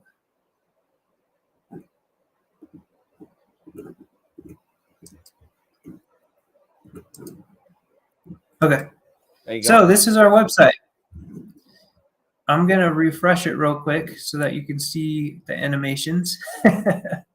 I spent a year building this website from scratch, and there's misspelled words, and I'm terrible at spelling, but this is it. So I tried to do a theme of colors that you'd see in a narrowband image. So cayenne, magenta, you know, those types of colors. So that's where the color theme comes from.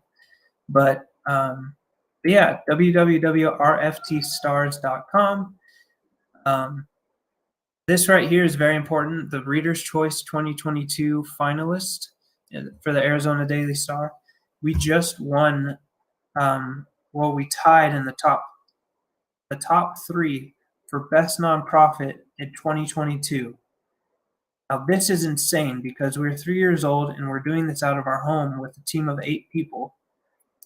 We tied with the Humane Society, and we tied with Pima Animal Care Center.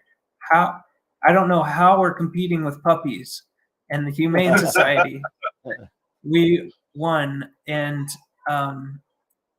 yeah, there was this huge award thing, and it's surreal to think that this simple $40 Walmart telescope has turned into something beautiful.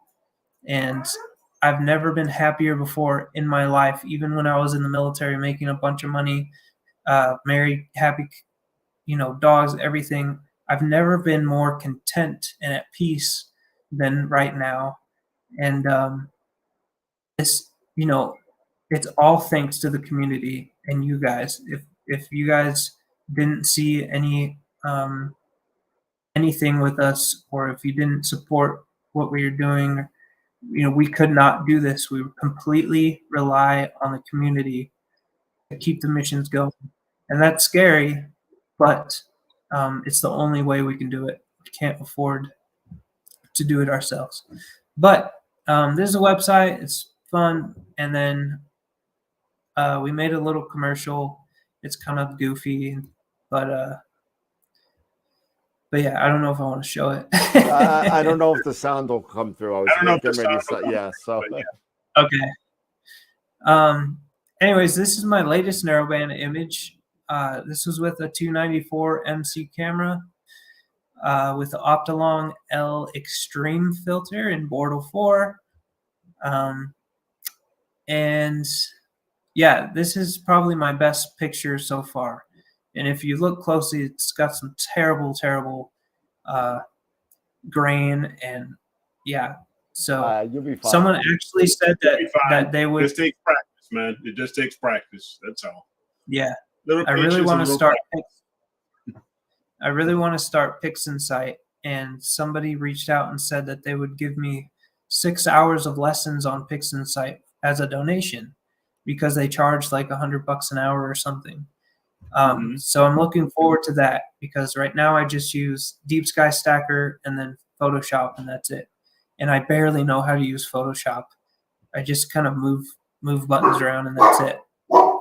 So, well, just so you know, one of our sponsors is the Masters of PixInsight, and you know. Oh wow! Yeah, so one of our so Ron Breacher, Warren Keller, and Peter Pruhl are all personal friends of mine, and I actually went up there to meet with them in October, and you know, we'll see if we can get you some free classes from them in order to, you know, either give them to yourself or give them to the organization. So we'll figure something out with that as well. Well, I appreciate that. I don't know how it's going to go with the one I'm scheduled for now, but I'm excited.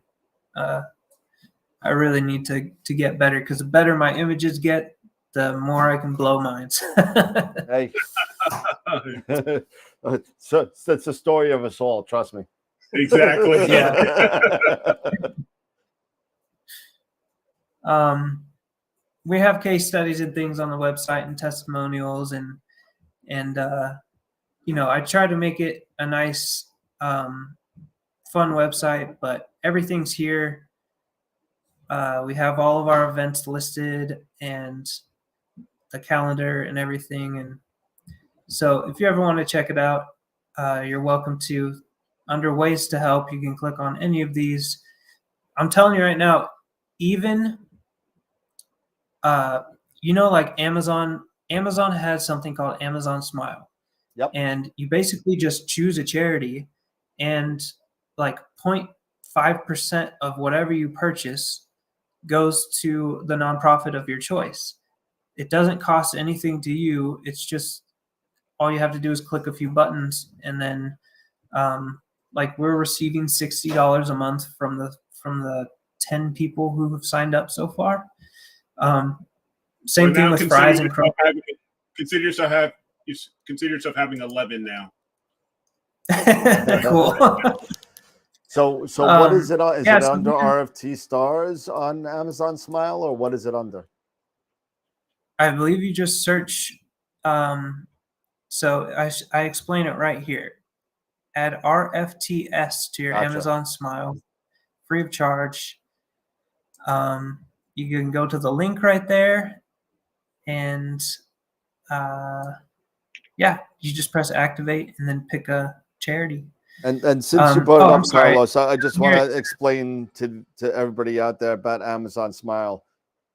You just remember that even though you do it on the website on your computer, if you want to contribute to Reach for the Stars and you use your cell phone to order, you have to set it up differently on your cell phone, or else it will not go to Amazon Smile. The app just goes to Amazon. Yeah, it's smile.amazon.com. Yep. And yeah, the website one is, or the desktop is different than the mobile. Yeah, very but different. It says right here, I put it in find and then select. So you just type in Reach for the Stars, not RFTS. Okay. That's just an abbreviation of. Gotcha. Same thing with like fries or Kroger. Kroger has like 20 different stores that they have. And if you're a fries or Kroger rewards, like if you shop there, you can go to rewards, then community, and then add reach for the stars. And it does the same thing. It's just a small percentage, and that's it. So that's a small way you can support. If you have ever encountered or came to an event with us, you can leave a review. That's huge. And yeah, so that's that. I have on here like equipment rentals and maintenance and lessons and private events, and these are the different news outlets we've been on, and this one will be added on there next once it's posted, if that's okay. Yep, absolutely. And our team, you can see who's here. These are all just my neighbors. Some of them have lost children. Some of them are veterans. So we understand that everyone struggles and everyone needs help. So, but yeah, that's Reach for the Stars. And does anyone have any questions about what we do or how we do it? I'm looking right now, and at the moment, no, we've just been getting a lot of support. Right now, I think we're around 625, Dan. Yeah, we're at we're at 625 plus. That is insane. Well, there's hold on. There's 625 just from YouTube, 125 directly to the RFT site, an AVX mount, a Revolution imager, and a possible grant reviewer. so and an Amazon Smile and an Amazon Smile, yes. Absolutely. Yes, and I've just I've done it. I've done it on my mobile phone. I've done it on the website. So every time I buy something, I buy a lot of stuff off Amazon. A little bit's gonna go towards Reach for the Stars. Thank you so much. This is a huge night for astronomy and outreach in general. Thank you very much.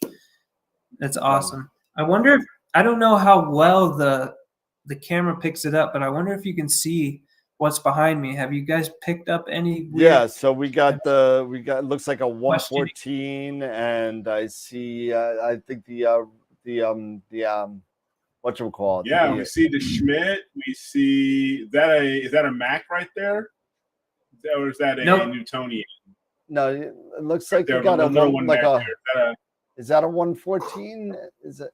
Yeah, well, this is a 80 maybe. That looks a little smaller.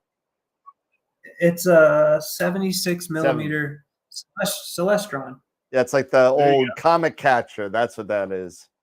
Yeah. I remember that guy. And then you got the Evolution on the side with the ADM upgrades. Yeah. You notice anything else about it?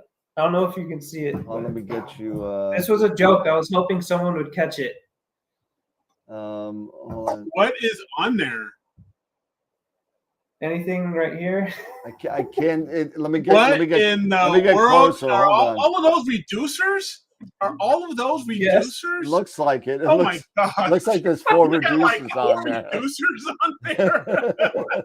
4 reducers. There you go. That's awesome. Hyperstar beware. Yeah. That's like a 0.12 reducer there, No kidding, right? Yeah. So it comes out to 300 millimeter focal length at f1.57, I believe, with 4. One of them is a 3.3 reducer. That's the old. Was that the old Mead one? The Mead, yeah. Yeah, because it was the old Mead one. Yep. So I asked my friend if I could borrow his reducers, and another guy heard about it and brought his over to let me use it, because I was gonna make a funny video as a joke on YouTube, trying to say like, if you can't afford a Hyperstar, this is what you do, So I'm about to film it, and I'll let you in on a sneak peek. Everyone on Facebook where I posted this, I got like over 100 comments. that's ridiculous. It won't work, but great for being experimental. The focus point will be so far back, the eyepiece will never reach focus and it won't work. I tested it today. I put the eyepiece right where the camera is, and I could find focus with all 4, with all 3, and with just 2. I don't know how, but with all 4, the outer edge, maybe 3/4 of the apparent field of view is clear and sharp, but the last quarter is just terrible. Nope. Yeah, but you can crop that out, right? Yeah, you crop it out. Crop it out. Don't even worry about it. It'll be fine. There it is. But the weird thing is with just 3, you have to have the 3.3 mead in between the 6.2. So you have to have it in the middle position, or else it won't work, which is really weird. But I'm gonna test it out with the camera, maybe tonight or tomorrow. I'll give then you make a YouTube sign of the video. cross Yeah. right now. There you go. Good For luck. hypers. I also signed up. I also subscribed in another, and one of our other, I believe Jay. He also signed up to your YouTube channel, Astro Dragon 33. So, that one's my personal one. That's not like I'm kind of leaving it behind because the Reach for the Stars YouTube channel is bigger. It's got all the videos on there, and okay. So I was contemplating, because it's got the same videos as the Astro Dragon, but like 10 more. So I was contemplating getting rid of the Astro Dragon, but that's my nickname, so I don't know. Maybe I should keep it there. But yeah, we have a YouTube channel. That's awesome. Yeah. All right, so we got about. Looks like again, we got 605, and AstroWorld will round that up to 700. 625. I'm sorry, with those 625, we'll round that up to 700. The mount from Billy, thank you. The Revolution Imager, and the shipping and everything. So looks like let's see, 9, 11, 17, 18, 18, 25, 18, 45 plus the shipping. So yeah, I don't know what to say. That is incredible. Yeah, that's definitely by far the most fundraising money we've ever received in one sitting. And I've never done a fundraiser on Zoom besides like Facebook Live, where you put a little donation button. Never gotten anything. So this is unbelievable. I cannot thank you guys enough for letting me be here. It's an honor to meet you all. I hope we can keep in contact and absolutely maybe share some stories and some information. I always need help with these random telescopes that show up and I don't know what to do with. Hey, you've got my email and you got my way. You know how to get a hold of me. Feel free, man. All of us are at your disposal. Feel free to email any of us, and got to give Eric the props for finding your organization out. Eric was the one that brought it to light. It's very, very hard for me to ask for donation, especially a specific. If I see something that we could use, and it's not selling, I'm thinking maybe I should ask. I don't know. You have to really think of the mission and not yourself, because 98% of the time when I ask somebody, I get a whole bunch of hate, name calling, all this stuff. You think I'm a scammer. So it's very difficult to ask. And my wife was the one who told me, as CEO, it is your job to reach out and get the items that we want or that we believe will make the mission work better or more efficient or more smooth or more inspiring. And so, I appreciate you being so kind when I reached out to you. Well, you just got another $100 from my boss at work. So so he just texted me right now. He's like, if I give you the credit card info, can you put it in? And I said, yeah, sure, no problem. So you got another $100 from my boss. I was like, come on, man, I know you got money. Come on. Well, I wish I could see all your guys' names and don't worry, you know, I'll put mark it you all down in a nice email, and contacts or something. I'll type something up with all the donors. I'd and love to everything. send a thank you letter to you guys. So that is very kind. Thank you. And no, Yeah, that's not a problem. I truly, personally, you know, I've been talking, you know, since you reached out over through Cloudy Nights. I knew I had a good feeling. I knew you weren't a scammer or anything like, you know, you were saying, you know, how other people were looking at, you know, when you were asking for assistance and donations. I knew you were doing something positive because, full disclosure, I've gone through with my family addiction. You know, God bless my sister and her husband have been married for a very long time. They met each other just like you met your wife. They met each other through rehab, and they are doing amazing things together. I'm so proud of them. And what your story, you know, just resonated with me, you know, being a fellow veteran and understanding what you were trying to accomplish with these kids, because I'm a dad of 3 and and my children, I understand what they can go through, what other kids can go through, because kids can be mean, man. Kids can be mean sometimes. Yes, Especially when it comes to It's all about who has the best jokes and who has the best, you know, name call. Yeah. Yep. I hear it all out front. And you know, it was and so what what your mission is, it truly resonated with me to, you know, help these children out through something that we all can, we all agree with in on this channel, that we all enjoy and love doing, which is astronomy and astrophotography and everything like that. I just had to, you know, be able to reach out and let me hear your story and get you on our platform and have this platform to have an opportunity for others to hear about you. And I'm so glad this has worked out the way it has, man. I really am. So again, so personally, to all of you know, everybody in the chat and everything, Dan, thank you. Really, thank you.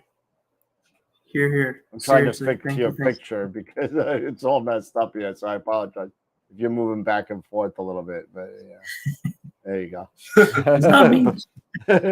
But yeah, Carlos, maybe if this went over really, really well. I mean, I think this is the most we've actually raised in one night between equipment and really? Yeah, between equipment and and money donations, we're almost at $2,000. So when you add in the equipment and everything, so my gosh, we're pretty close to that. So we could even make this a yearly thing. You know, we could. Yeah, maybe. Yeah, I absolutely. I want you to keep in touch with me, man. You know, I want us to keep in touch. I would like to become a member if that's possible for AstroWorld.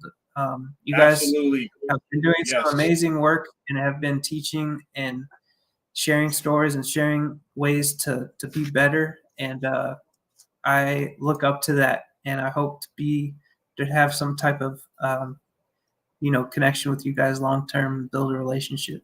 Absolutely, we would love that. We No would definitely love that. We would love it. You know, Charity, thank you. Charity is saying, Carlos and crew, even if you don't believe, I'll be praying for you. So thank you, Charity. Really appreciate that. Scott, Eddie, Billy, definitely. Thank you so much for your generous donation of that AVX mount, man. We really, really appreciate it. Really put us over the edge with that. Yeah, who's taken, who's taking time out to be here with us and hear Carlos's story and be such a generous, coming from the heart. Thank you. Yeah. And there's a Revolution imager that I swear I was actually looking at it. It was right here. So if I put that with the AVX, I think we could do longer exposure with better resolution. maybe, because it's right now I'm using the Revolution at the events with a little Skywatcher Virtuoso. Virtuoso mount, Yeah, the little yeah. tabletop. Yep. So having an actual equatorial platform and finding an OTA for it, I'm excited. That's gonna be cool. Yeah, absolutely. It's gonna be a lot of fun. I mean, if anyone who's donated wants to know where their money is going to go, we will post exactly what we're doing with it, including the pictures of the deliveries. If we're doing food, if we're doing a telescope donation, you will see where your money, every single dollar, you can see everything, and so you can see the impact you've made. So yeah, everybody through the entire chat has just been saying all night all these uplifting statements about man, the I'm gonna work have. you're doing. I can't wait to watch it back because I can't see it. I just see the screens right now. Yep. You could definitely the chat will still be there on YouTube. It's not going anywhere, and I'm going to be putting up the recorded version of it tomorrow. It'll still be there live, but you could catch it on the live side. But we put it on the recorded side as well. And it's just keep on fighting the good fight, man. I mean, it's definitely worth it, bro. Yeah, recovery has been extremely smooth and easygoing, and I haven't thought about painkillers or anything for years, and I don't know how to express my gratitude for myself for following my heart, following the positivity that I feel through astronomy. I don't know how to it's surreal. You know, I get to live my passion 24/7, doing astronomy all day, and helping others. And it's just that terrible injury and that addiction and homelessness led to the happiest time of my life, and this is going to be the rest of my life type of thing. So that's completely awesome. And the story that you tell in the beginning, and the trials and the devastation that you went through in the beginning with the accident and going straight through to the painkiller addiction and straight through. I mean, I don't know. I'll be dead honest. I don't think I would have that type of fortitude that you had, because I mean, it's just incredible to not only to go through that and come out the other side a better person, or even somebody that's that's gone through that and been able to turn it around to something positive is just completely amazing. Yes. Well, I'm here to teach others how to do the same thing. So I hope one day that I can really change an adult's life too. A veteran with PTSD or something. Yeah. So absolutely. So are you guys doing any imaging tonight? Are you guys, I know, do you have another special guest on, or? No, totally cloudy over here in New York. It's a big you're in New York. I'm in Long Island. Yeah. So I just do narrowband in New York. That's really it. I live right on Long Island, right in the light pollution capital of the world.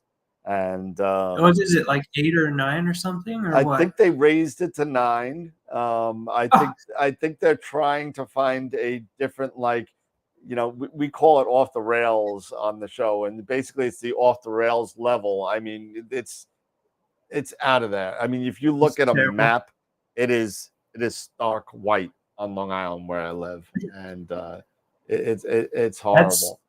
Man, that is really yeah. Right now, I'm hoping I've been following, Windy. I've been following Astrospheric, Astrometric, Astrospheric, clear outside. We're hoping Friday and Saturday are going to be clear enough that maybe I can get back out there, because I've been working on a project. It's called the Onion Nebula, Abell 85. I've been working on that. Whenever we can get whenever we can get some clear skies. But you know how winter can be. But I tell you, here in the Midwest, it's awful. So, Yeah, I so mean, you said Friday, Saturday, Eric? Yeah, that's what I'm thinking. So- yeah, so at least that's what I'm seeing right now. So that means Yeah, so that may Sunday, be for you Monday. guys. It may be Sunday, Monday, or Saturday, It's Sunday. gonna come to New York, and maybe that'll be okay. But So you I may mean, be able to it's get out there. well, I am so you know why? Because I'm so stoked because my project of putting this telescope together is complete. I finally got the flattener, not a reducer, just a flattener for my astrophysics 130 scope that I have. Oh my goodness, that is and sweet. I finally got the flattener. I ordered it in June. So I just What, 2010? no. I spoke to Roland personally, who Oh. is who runs astrophysics, who's the creator of astrophysics. And Wow. he was like, "Oh, just give me 2 weeks, 2 weeks, 2 weeks." And 2 weeks turned into 6 months. And he's like, "Okay, it's done. I could send it to you, but it's not going to have the astrophysics sticker on it because I don't have any stickers made." I said, Oh, "I don't care about the sticker. Give me the sticker later. Email me. Send it to me later.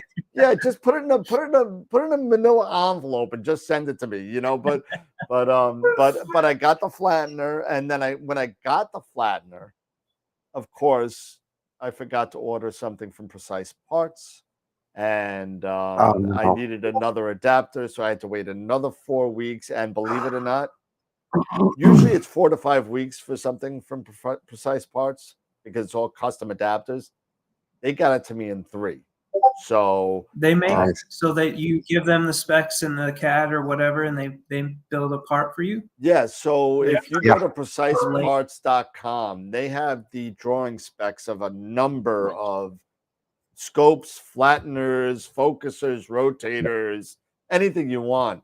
And you go scope side and camera side, and it puts it together and it shows you a drawing. And it says you want to buy it, and $200 and 4 weeks later, you got it. So, Wow, custom parts for astronomy. Yep, that's cool, and that's good to know. Yeah, and let me tell you, if you need anything, you need to contact me first because I have about $3,000 worth of Precise Parts stuff in there that I don't use because I've changed my rig so many times. So all I got to do is measure it up and find out if I have the right one for you.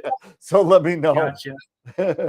but I mean, this has been an amazing night.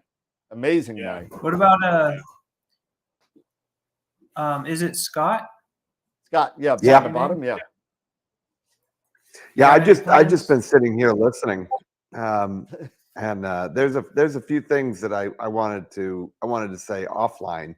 I'll wait until we go offline because I don't want it to go out for broadcast. But one of the things that I did want to ask you, you said something about building your own website. Did you do it yourself? Yeah. You did it yourself. Okay. I used Wix, and Wix is like, you see those ads for drag and drop, all the types of things. Yeah. It's not that easy. You have to choose the color, the font, everything. There's so many pieces to a website. All the links, the anchors, the pictures with links. It's a lot. And when you're trying to build a nonprofit, you don't exactly know what it is yet, and you have these different programs. It was very tough to figure out. So it took like 8 months for it to fully come together. And now I think it's pretty good, but I really, really want to start building an astronomy outreach page. All of everything I've learned about outreach, how to do it, different unique ways to do things, a guide for people to go out and have their own star party in a great way. So that's coming. Yeah. Well, you see this. Well, I can't really, but the AstroWorld logo. It's on my screen on the bottom. Yes. Yeah. Yeah, that's that. We built that for the show, but that It's a great logo and one it of the spins. one of the things that I wanted to offer to you was the ability to go through what you did, and what you did without any formal training is pretty impressive, you know. But the thing that we can bring to the table is a master's degree level mind, you know, when it comes to UI UX design and professional website design. Wow. That's what we It's that's like what we do developer, here at Stillwater like Studio. developer mode. So yeah, Wow. so if you know, and offline, one of the things we can do is get kind of the rundown on what you've got, and Mhm. you know, and talk about the credentials to go in and take a look at it, and we can pick it apart. Not the actual online one, you know, just the, you know, one that we can look at and give you some insight as to how you can make it even better. Well, thank you. I'm really trying to hone in on. I've done a lot of research on SEO and how to make it as best Yep. as possible. So when someone searches something, it comes up faster or better or explains something better. So I'm really trying to get every single page, picture, everything with an SEO description and added. So that's what I'm working on Keywords is now. a website nightmare. I mean, that's what it is. Keywords are the worst, man. Yeah, it can be it can be really challenging, especially when you're looking at a $7,000 or $8,000 price tag for a website or more. Some websites are, you know, 10, 12, 15,000, depending on the content. So it can be intimidating. It can be very scary. A lot of people they turn to the cookie cutter approach, and if for good reason, because they either can't afford it or they're just too intimidated to, you know, to hire somebody that can build it custom for them in an application like WordPress. So yeah. What kind of telescope do you have, Scott? I also have a Frankenscope. It's a 14-inch Celestron. Oh, C14. Yeah, This is such an iconic telescope. Scott, it's so cool. Is it still in your lanai, just waiting to be used, it's still in the or? lanai. No, it's been outside a couple of times, and I've gotten some imaging done. No way, really? Do you have a Hyperstar, or do you have a No, you run it off the back? I don't use a Hyperstar. I have a there's an Eagle 3 Pro onboard computer for it, and it has a William Optics GuideStar 51 that I use for polar aligning and also for guiding for the Hyperstar at the front of the scope. But it has one of the big purchases we made for it was that harmonic drive mount from Rainbow Astro. It's the RST 300. Nice. But Pete Myers was really the genius behind helping me to put this together. It's a Franken. You'd definitely appreciate it. If you like Frankenscopes, you'd appreciate it. It's pretty freaking wild. Yeah, you got to send him a picture when you got a sec. Definitely that's easy. I can do that. So is it? We talk offline. Is it okay? Everything is already online everywhere, anyways. But is it okay if I share my screen with my my email? Instagram or YouTube and website, just so the followers, if anyone wants to follow or see what the more reducer video comes out to. If that's okay. I don't want to. Okay. No, not a problem. Not a problem. I'm gonna type it. As a matter of fact, Carlos, I don't know, because a few of the folks were asking if you were able to go on YouTube and join the chat on if you can go on YouTube right now, maybe if you open up like another browser window, go to YouTube and look up AstroWorld TV, and then you can join the chat of the live show right now. A few people were asking or made some comments here, and we're hoping that maybe you can join in the chat, or because they were leaving some comments for you. Yeah, just some bunch of Bravo. A bunch of Bravo put in Zulus. though, so yeah, a bunch of Bravo Zulus, and just showing you a lot of love here. So if you like to do that, feel free. Well, the community that you have behind you guys is incredible, and I really hope to get to that, level someday, and collaborate with you guys on something else. Absolutely. Absolutely. We're very grateful to you. So if you need us to do something for you, as far as maybe make a presentation for the kids or whatever, we're at your disposal. So I mean, we'll help you out any way we can. Yeah, absolutely. Thank you. Absolutely. And you got one of my scopes over there. I just I started thinking, because of somebody made a comment on one of because I also have my own private personal YouTube channel as well, and made a comment on some of my cable management. So yeah. So I'm going to start learning. I got myself a multimeter. I'm gonna get myself a soldering kit. I'm gonna start learning how to make my own USBs cables. I'm gonna learn that. Another one for you. There you go. Yeah, I know, right? I'm gonna give it a shot. I'm just gonna buy the 1-footers and be done with it. I can't be bothered. Yeah.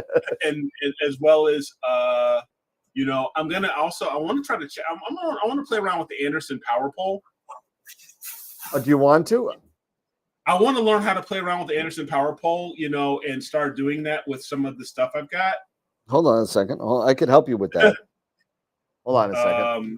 I gotta get up and do this. Get a crimper and all the other sort of stuff to start making my own. Power cables. Oh, there he goes in his closet. Here he goes in his closet of death. He's dropping things all over the place. Trust me, if you start hearing an avalanche come down, see, this is what I'm talking about, bro. This is exactly what I'm talking about. Would you like it? I like that PD. I like that power distribution setup. I like that. Would you like this? I would. Of course, I would like it. Okay, then you got it. I'll send it to you. It is just a charity giving night tonight. I have the ends. I have the wire. I have the ends. I have everything. If you want, I have a 30 amp hour battery that runs this too, and it could all be yours. So, come up with a price and we will talk offline. No problem. This is great. Away. But yeah, 40 amp in, 40 amp. Oh, nice. That's plenty. That is plenty, dude. That'll run your entire kitchen. You guys are freaking awesome. I love the dynamic between you guys. It's awesome. It's nuts. Nuts. Eric and I have been together on the show for about 3 years now. The show is on its 4th season now. There was a season before. Scott, I believe, was about 2 years. He's coming up on his 2-year anniversary. Pete, and I was saving this, but Pete is on Saturday going to be hitting his first 1-year anniversary with us. And Jesse a couple of months later. So a lot of people have been around for a long time, and it's been a hell of a ride. It's been a lot of fun. We've made a lot of good friends, a lot of good contacts, and you're our actual second real fundraiser. We did a couple other little ones, but you're the second real fundraiser that we've done.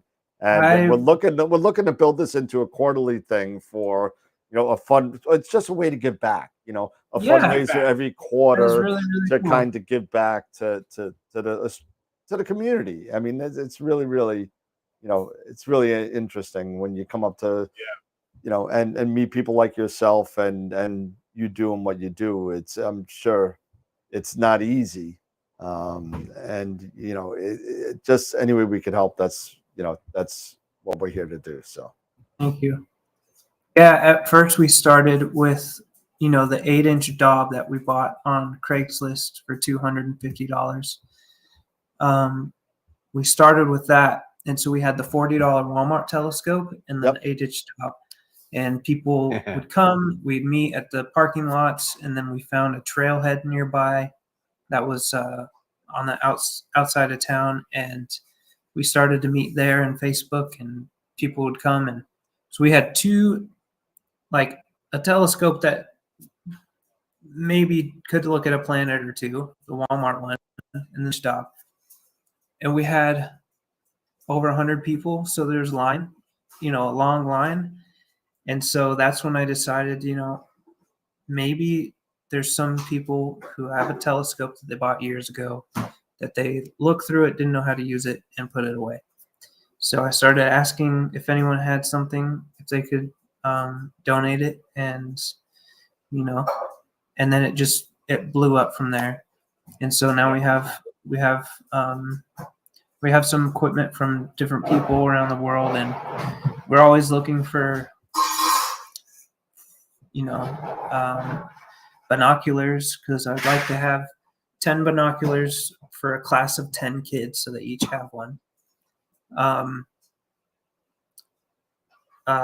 Microscopes, we just got a couple microscopes from the university that they're old ones that they're cycling out. Looking for a guide camera, and I don't know, that 2600 MC Pro looks quite nice. I don't know. It's an awesome camera. That's the dream. There's a for bunch the of us that have that. Yeah, it is a nice camera. That for me is the dream too. The 2600 MC, I had the pleasure of borrowing it for 6 months. And somebody from AstroWorld who lives on Long Island said, "Oh yeah, I'm not using it. Just take it." So I took it, and I took it to Cherry Springs Star Party twice. And let me tell you, that 2600 is a beautiful camera. Beautiful. Yeah, it is. That's the dream for the observatory one day. And there you go. What's also the dream, of course, is just wishful thinking, but one day, we're still young, I'd like to have the Alistair Simon, the guy who took the Milky Way images. He works at IBM, and he's a software engineer. He does all these things. He built his own remote observatory.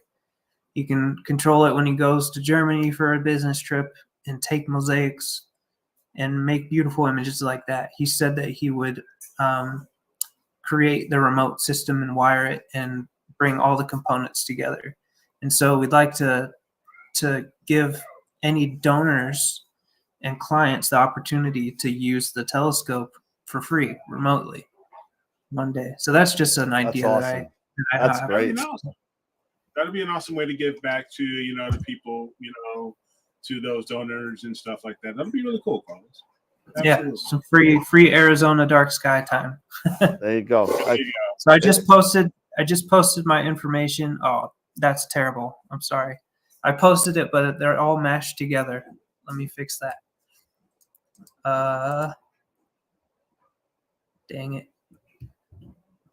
Yeah, and because the 2600 MC, that's going to be definitely my next camera. Because honestly, this one I have right behind.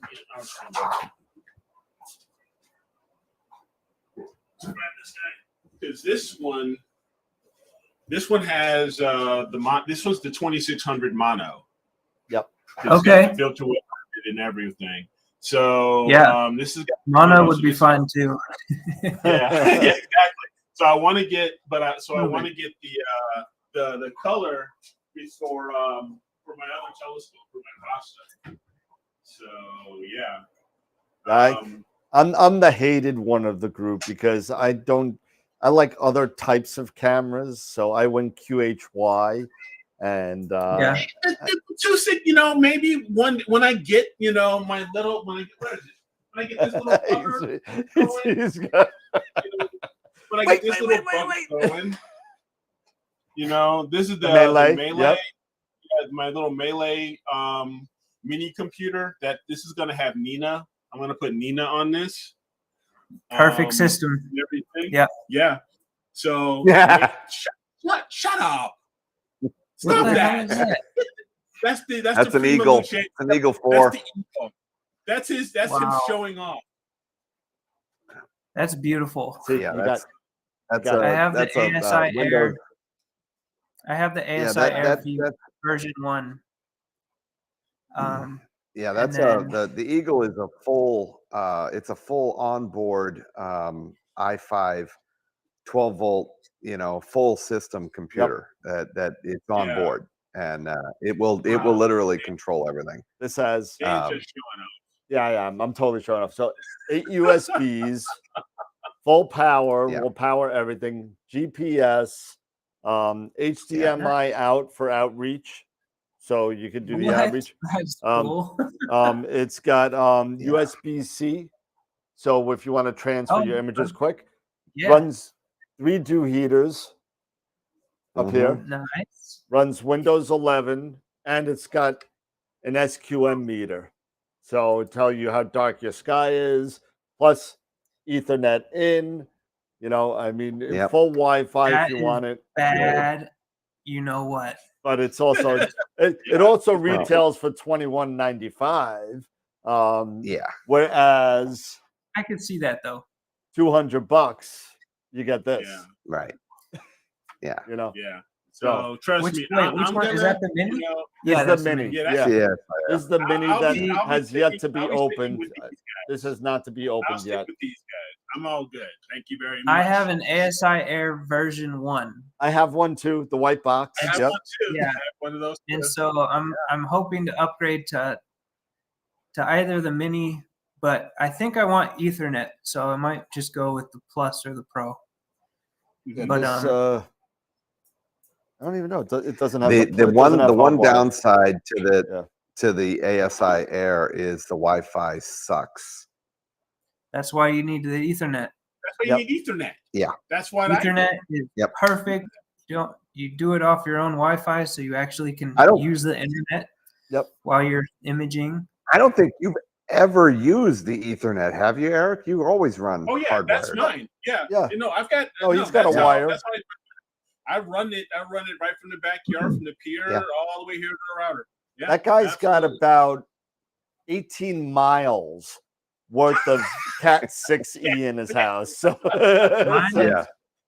mine is 300 feet, 300-foot Cat 7 cable from Amazon for like $40. There it is. Yeah. Nice. You get any dropout or lossless on that at that length? No. Over 300 and over 325, it starts to slow down. Yeah. But with the Cat 8 cable, it's faster than Wi-Fi by far. It's just instant. Yeah. So it's very nice. So what I'm reading on Cloudy Nights, and the reason why I have this isn't because I need it. It's just because I work at a telescope store and I can get it. But my plan is to very, very carefully open this and like reseal it. No, just kidding. But I want to see, because I've been reading on Cloudy. Yeah, I'm just kidding. I'm keeping this. But I want to see. I've been reading on Cloudy Nights that actually the heat map of the ASI Mini versus the ASI Air Plus, the Mini's Wi-Fi is actually better than the Plus. That's right. So that's what I'm reading. I don't know if it's true or not. So I'm going to heat map it. I'm going to put it in my backyard. Or something. Oh, is that? Maybe it's got a thinner aluminum shell or something. Maybe. I don't know. But maybe it's a better antenna. I see the antenna is a little different. That's a thick antenna. You know, so I don't know, you know, until I open it. I literally have had this for 2 weeks and the plastic is still on it. I just haven't had the time to do anything. But Gotcha. but that's the plan. I want to see boot up. I want to see Wi-Fi. I want to see data transfer, and that's all I want from it. And see. Yeah, because you know, with me having this mail, you know, having the melee and everything, at some point, I might actually want to try the player one. The I think it's the player one Poseidon. Yep, the Poseidon. Yep, the Poseidon's the camera. Yeah, which is the which is the 2600 slash 268 slash 268, but it's from player one. I want to start being able to use more than just ZWO products. You know, so that's and the Melee does that. The Melee allows that. The Melee is a Windows computer. So it's just a Windows computer, and I'll just install Nina on this, and you know, run everything off of this little guy. You know, because because it's a Windows 11 Pro computer, and and it has enough space on here where I can install. I have Nina installed, PhD guiding. I've got fire capture and sharp cap already loaded on here. Wow. It's just now a lot of other things, you know, a few other apps. I didn't realize that you could have those programs on that little computer. I thought you had to connect that to your laptop. No, that's the Eagle 2. That's the Melee. Anything with the Windows computer capability, you could load anything you want on there. How do you control fire capture when you're connected to that with your phone? Windows desktop. Yeah, Windows desktop. So desktop emulator or something? Yeah. No, it's a direct connection from Windows. Windows 11 comes with a program called Windows Desktop Connection, where you log in directly through the IP address. Yep. And so you have your laptop out there, and it's just connected to it. No, you have your laptop in the living room while your computer's outside freezing, and you just go in and you just travel over the Wi-Fi onto the wireless network, and that's it. Because I was thinking, since it's a computer itself and all the programs are in it, all you would need is a screen and a mouse. Yeah, that's all you use the laptop for is a screen and a mouse. That's all you use it for. Gotcha. Okay, that makes sense. That's cool. And the best thing about it is, if your laptop crashes, doesn't matter because the computer outside is still running. Right. You know, that's cool. I have a quick question. I know you guys are way smarter than me about this stuff. No, that's okay. So I just, forgive me, I just started using and learning how to do flats, darks, and bias. I've got them as best as I can. They're what they're supposed to be. I go to Deep Sky Stacker, load all the images. Okay. Try to do the recommended settings. You know, I don't exactly know what they all mean, but I sometimes switch them around or whatever. But the output is just black with a few tiny stars, and the histogram is a single peak. Just a peak. There's no drop off. It's all the way to the left too. It's just a complete peak, and no matter how many layers of curves I do, or how many layers of levels that I keep boosting and stretching and stretching and stretching, that peak does not move, and I can't get anything more than a few stars. Maybe it's my darks that are screwing the whole thing up, but I can't. Like, I did 6 hours of Thor's head nebula. Okay. Or Thor's helmet, not head. I gotcha. And then the Christmas tree cluster at Christmas, it's just I could not get I couldn't see anything. I couldn't do anything with it. Yeah. So sometimes some of the rejection may be incorrect. It may be rejecting too much. So that's why you're just seeing black. It could be Are you talking about threshold? Thresholds, yeah. Okay. I can't go any less than 2% though, and it's only seeing 90 stars, even though I can only see no. In Thor's helmet, you should be seeing hundreds. So okay, then something's wrong then, because I'm at 2%, and it's only getting up to like 96 stars. So Try less. Can you go? I'm trying to remember Deep Sky Stacker. It's been a while. Can you go less than 2%, or is that the lowest? that's maxed. You know what you do? I'm gonna send you a link to a folder on Google Drive, and Okay.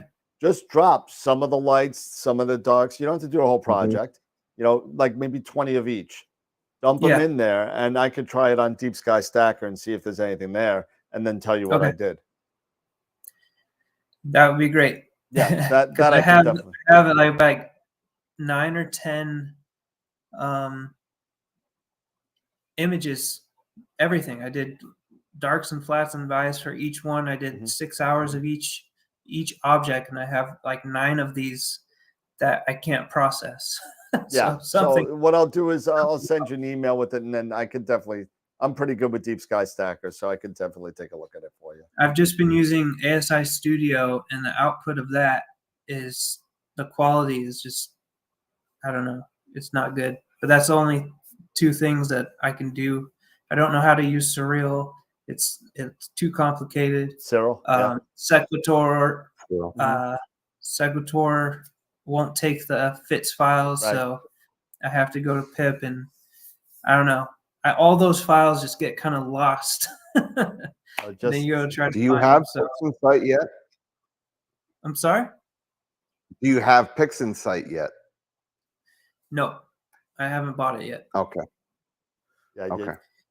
Eventually, you're gonna want to go that route. It may save you some stress. You That's know? why I'm so excited, because I'm ready. I got files waiting.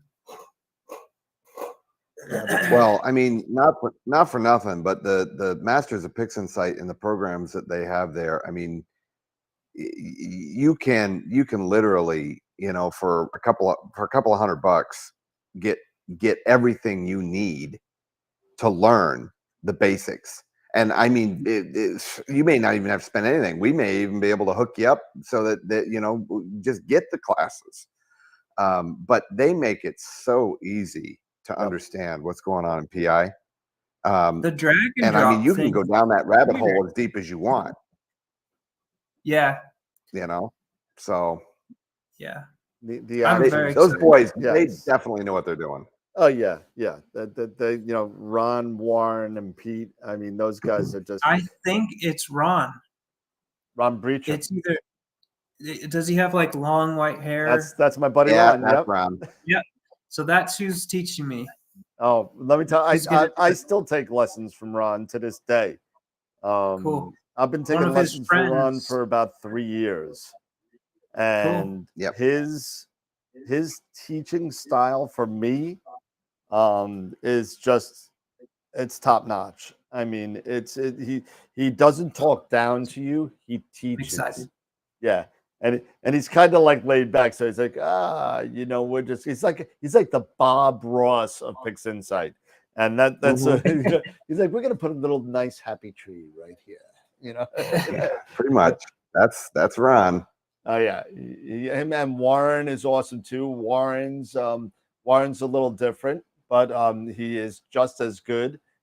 Those guys are just awesome. Pete is an astrophotographer and does a lot of awesome shot. The guy's a whiz, but he is more of the behind the scenes, and he runs everything. He runs the shows, he runs the website, he does all the other stuff. Those two teach, and Pete runs everything else. That's awesome. Yep. I'm very excited. Oh yeah. Listen, if you got 6 hours with Ron, just take it an hour at a time, 2 hours at a time. Don't do.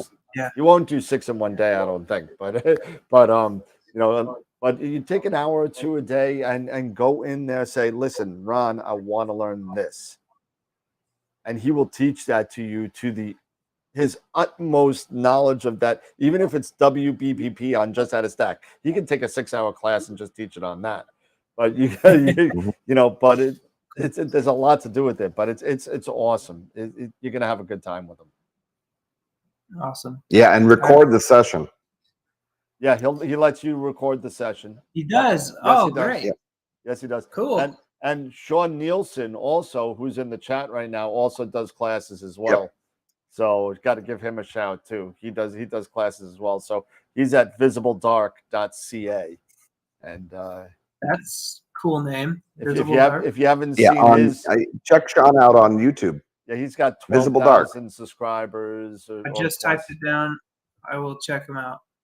I'm trying to answer all these questions, but there's no way to reply to the comments.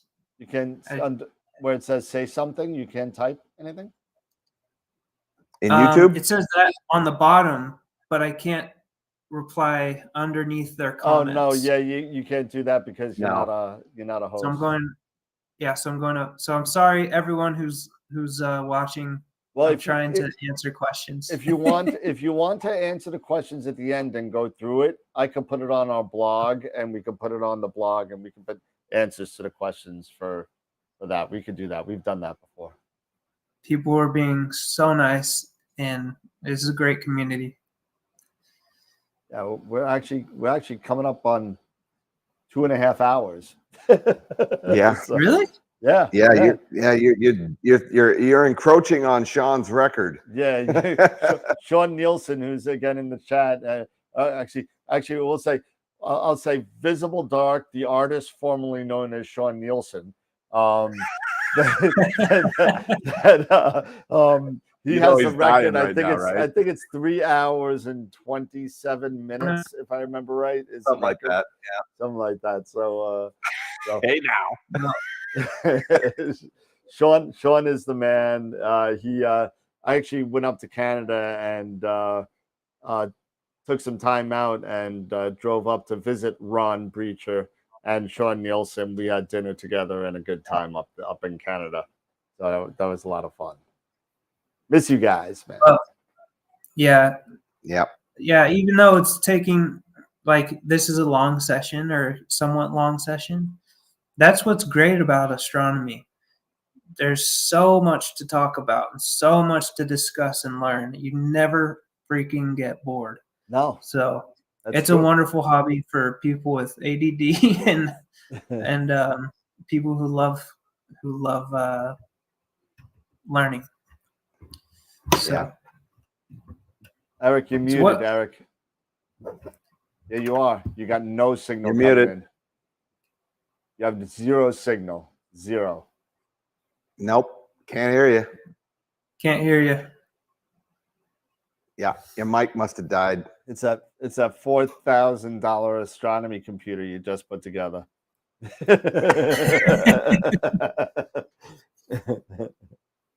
Sound. How about now? Yeah, there you go. You're back. There you go. I had to do it. I just did a quick reconnect.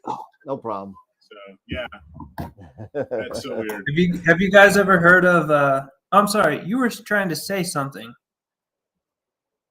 It wasn't important. Trust me. You were waving and. Trust me, it wasn't important. Here's something that we also use for outreach. I don't know if you've ever heard of AstroReality. They make planetary models. This is a mini one, but they give you a full set of models, and they are ranked as the highest quality, best resolution, best accuracy of printed data. So the surface features, they work with NASA and they make these models. Oh, that is cool. I'm looking at it right now.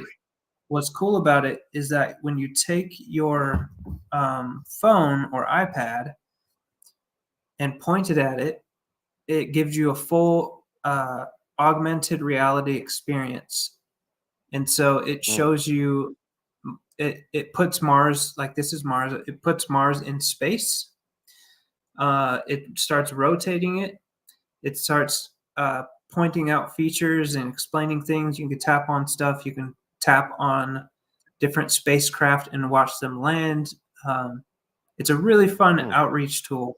And they have the big versions that are this big, and they weigh like 15 pounds. They're just solid 3D epoxy 3D printed. And anyways, they're really fun for outreach and showing kids how birds migrate or how the populations increased over time. It's all there on the app, and it's really fun. That's So- really, really cool. I'm checking them out now. That's really awesome. Oh, the solar Yeah, system Astro to Reality. scale. The whole, all the That planets. one is amazing. 4,000. Yeah, but it's the scale. What is it? That's super cool. They're huge. They have other It's an ones for like entire 99 solar- bucks. The entire solar system that's to scale. Yeah, I'll show it to you. So real there's quick. a massive Jupiter and a tiny little Mercury, and it's like, I think There you it's go. 6 feet long, There it is. Holy cow. Oh yeah. but it's the most accurate details of what it looks like. Yeah. So in the world, they work with NASA and all this stuff. Like I said. Oh, I've seen these Wow. before. Yeah, this That's is very cool. I remember seeing these before. These are very cool. Yep. So we have the solar system mini kit. It's $100. You get all of them, and each has its own Nice. unique augmented stuff. So it's really cool for daytime stuff, you know. Yeah, yeah, absolutely. Do you guys That's awesome. do you guys do any solar or a lot of daytime stuff? Unfortunately, no. I Unfortunately, do. no. We most of us work during the day, unfortunately, and by the time we get home, eat dinner, and get on the show 2 nights a week, the rest, it's Man. it's a lot. So I do have Yeah. I do have a friend of mine up in New York that is part of the Rochester Institute of Technology Astronomy Club, the ASRAS Club, and they have a big facility in Ionia, New York, that's in a Bortle 4, I believe, and he has a dome with a dedicated dual solar scope setup. I mean, it's Wow. crazy expensive, $40,000-$50,000 setups on this thing, and he gets some absolutely phenomenal solar imaging done. It's crazy. Solar is, yeah, it's a A whole niche, different piece. you It's a whole know. different piece. Yeah. We're looking for Daystar Quark yep. chromosphere, I Yep. think. Yep. For the solar programs. So when we have a fundraiser maybe next year, we're gonna put that as a specific item that we're wanting. And so yeah, that's exciting. I've seen some really cool stuff with that, and Oh, it's pretty quick to use. So Yeah. It I is. but yeah, it's having- definitely having the really ability- fun. having the ability to do outreach like that, during the daytime with kids, where you can do EAA, and watch the solar flares as they're actually happening. I mean, Yeah. that, I don't care who you are, you see that happening live, that's gonna humble you. Yep. That's pretty impressive. Once you really get them to slow down and think about the actual size of the sun compared to this gigantic Earth that we're on, they start to freak It's out a little massive. bit, but it's like, so Yeah, it's it's massive. so fun. You can So fun. that's one of the things I teach my my kids. I teach little kids in certain programs and things, and I tell them all the time. I said, you can take, how big this Earth is. Light can go around this Earth 7 times in a second. And this Earth is massively huge, and you can fit 1,000 of these Earths inside Jupiter.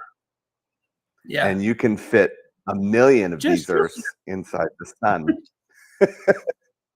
And then you show The sun them is what massively million huge. actually looks like. Like, what does 1 million Yeah, actually look like? It's crazy. Yeah. So It's out of control. yeah. Well, hey, Yeah. blowing minds left I and right. know it's getting kind of, I know people are starting to drop off and stuff like that. I know a lot of people, before they do, again, I want to thank everybody for their support. And Carlos, again, I want to thank you for reaching out to me, and because, and having the courage to reach out to me, because I know you were saying it's kind of hard to ask, people for help. So thank you, because if you hadn't have done that, I wouldn't have learned about you and how cool you are, and we wouldn't have had this opportunity to meet you and get our community to meet you. So thank you for that. And again, thank you to all of our subscribers and the supporters who were kind enough and were able, to and were generous enough to donate.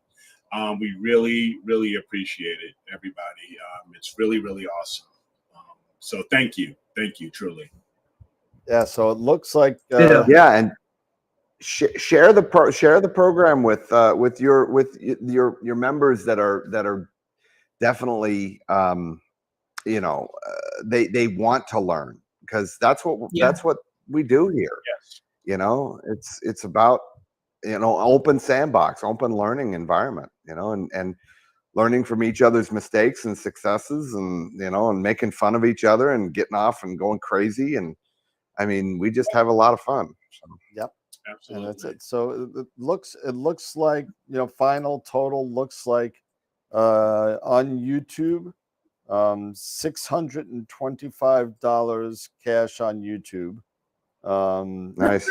$225 directly to the RFT site. So that's 830. 850. Sorry, 850. Plus an AVX mount from Billy, plus the Revolution Imager. I mean, and I think that's gonna be awesome. That's gonna be probably, when you add up It's retail, incredible. Thank you guys so much.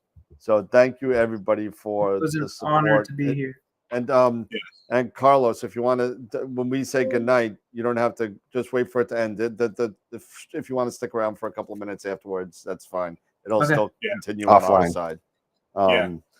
But top donor Mark Ellis, $130. Thank you to Mark. Bunch of hundreds in there, and the AVX mount, that's just amazing.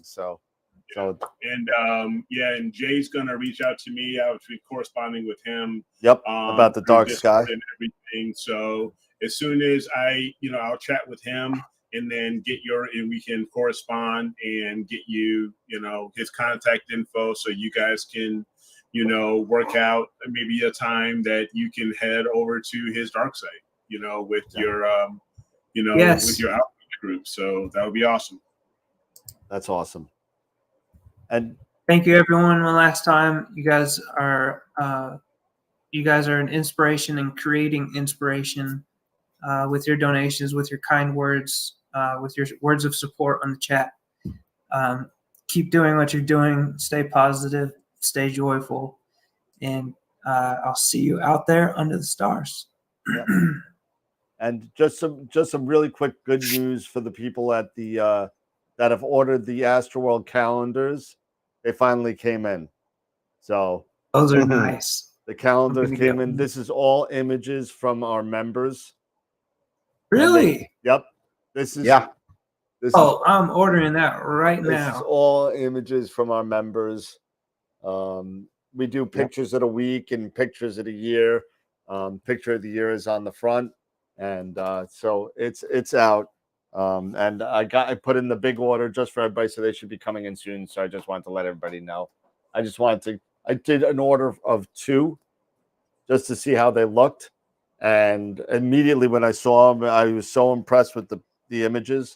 I said, all right, I ordered 20, and 17 of them are gone already. So awesome. But anyway, I just want to let everybody know that is it too late to order them? You could order right on astroweb.com, and you get MX Quattro was asking. Yep. I'm ordering one right now, $28.99. There you go. That's a great idea. That's super cool. All right. that being said, everybody, again, I can't thank everybody for your donations and your time and all the stuff that we've given help to RFT Stars. It's really, really, really humbling. Again, everybody has come through again for another well-deserving organization, and it's just unbelievable. So thank you so much, everybody. So that being said, Friday night is going to be critique night. So send in your pictures and we'll critique them for you. And if you want to give us the project files, we'll rip them apart. And I'll be Simon Cowell and Scott will be Paul Abdul. And how fun. I guess I'll be I Howie guess, Mandel. That's America's Got Talent. Nobody cares about that. But anyway, everybody, have a good night. Thank you again. Appreciate everything. Remember, as always, keep imaging, keep educating, and clear skies. And we'll see you Friday night. Have a good night, everybody. Take care, everybody. Bye for Thank now. you. Thanks, Bye-bye. guys.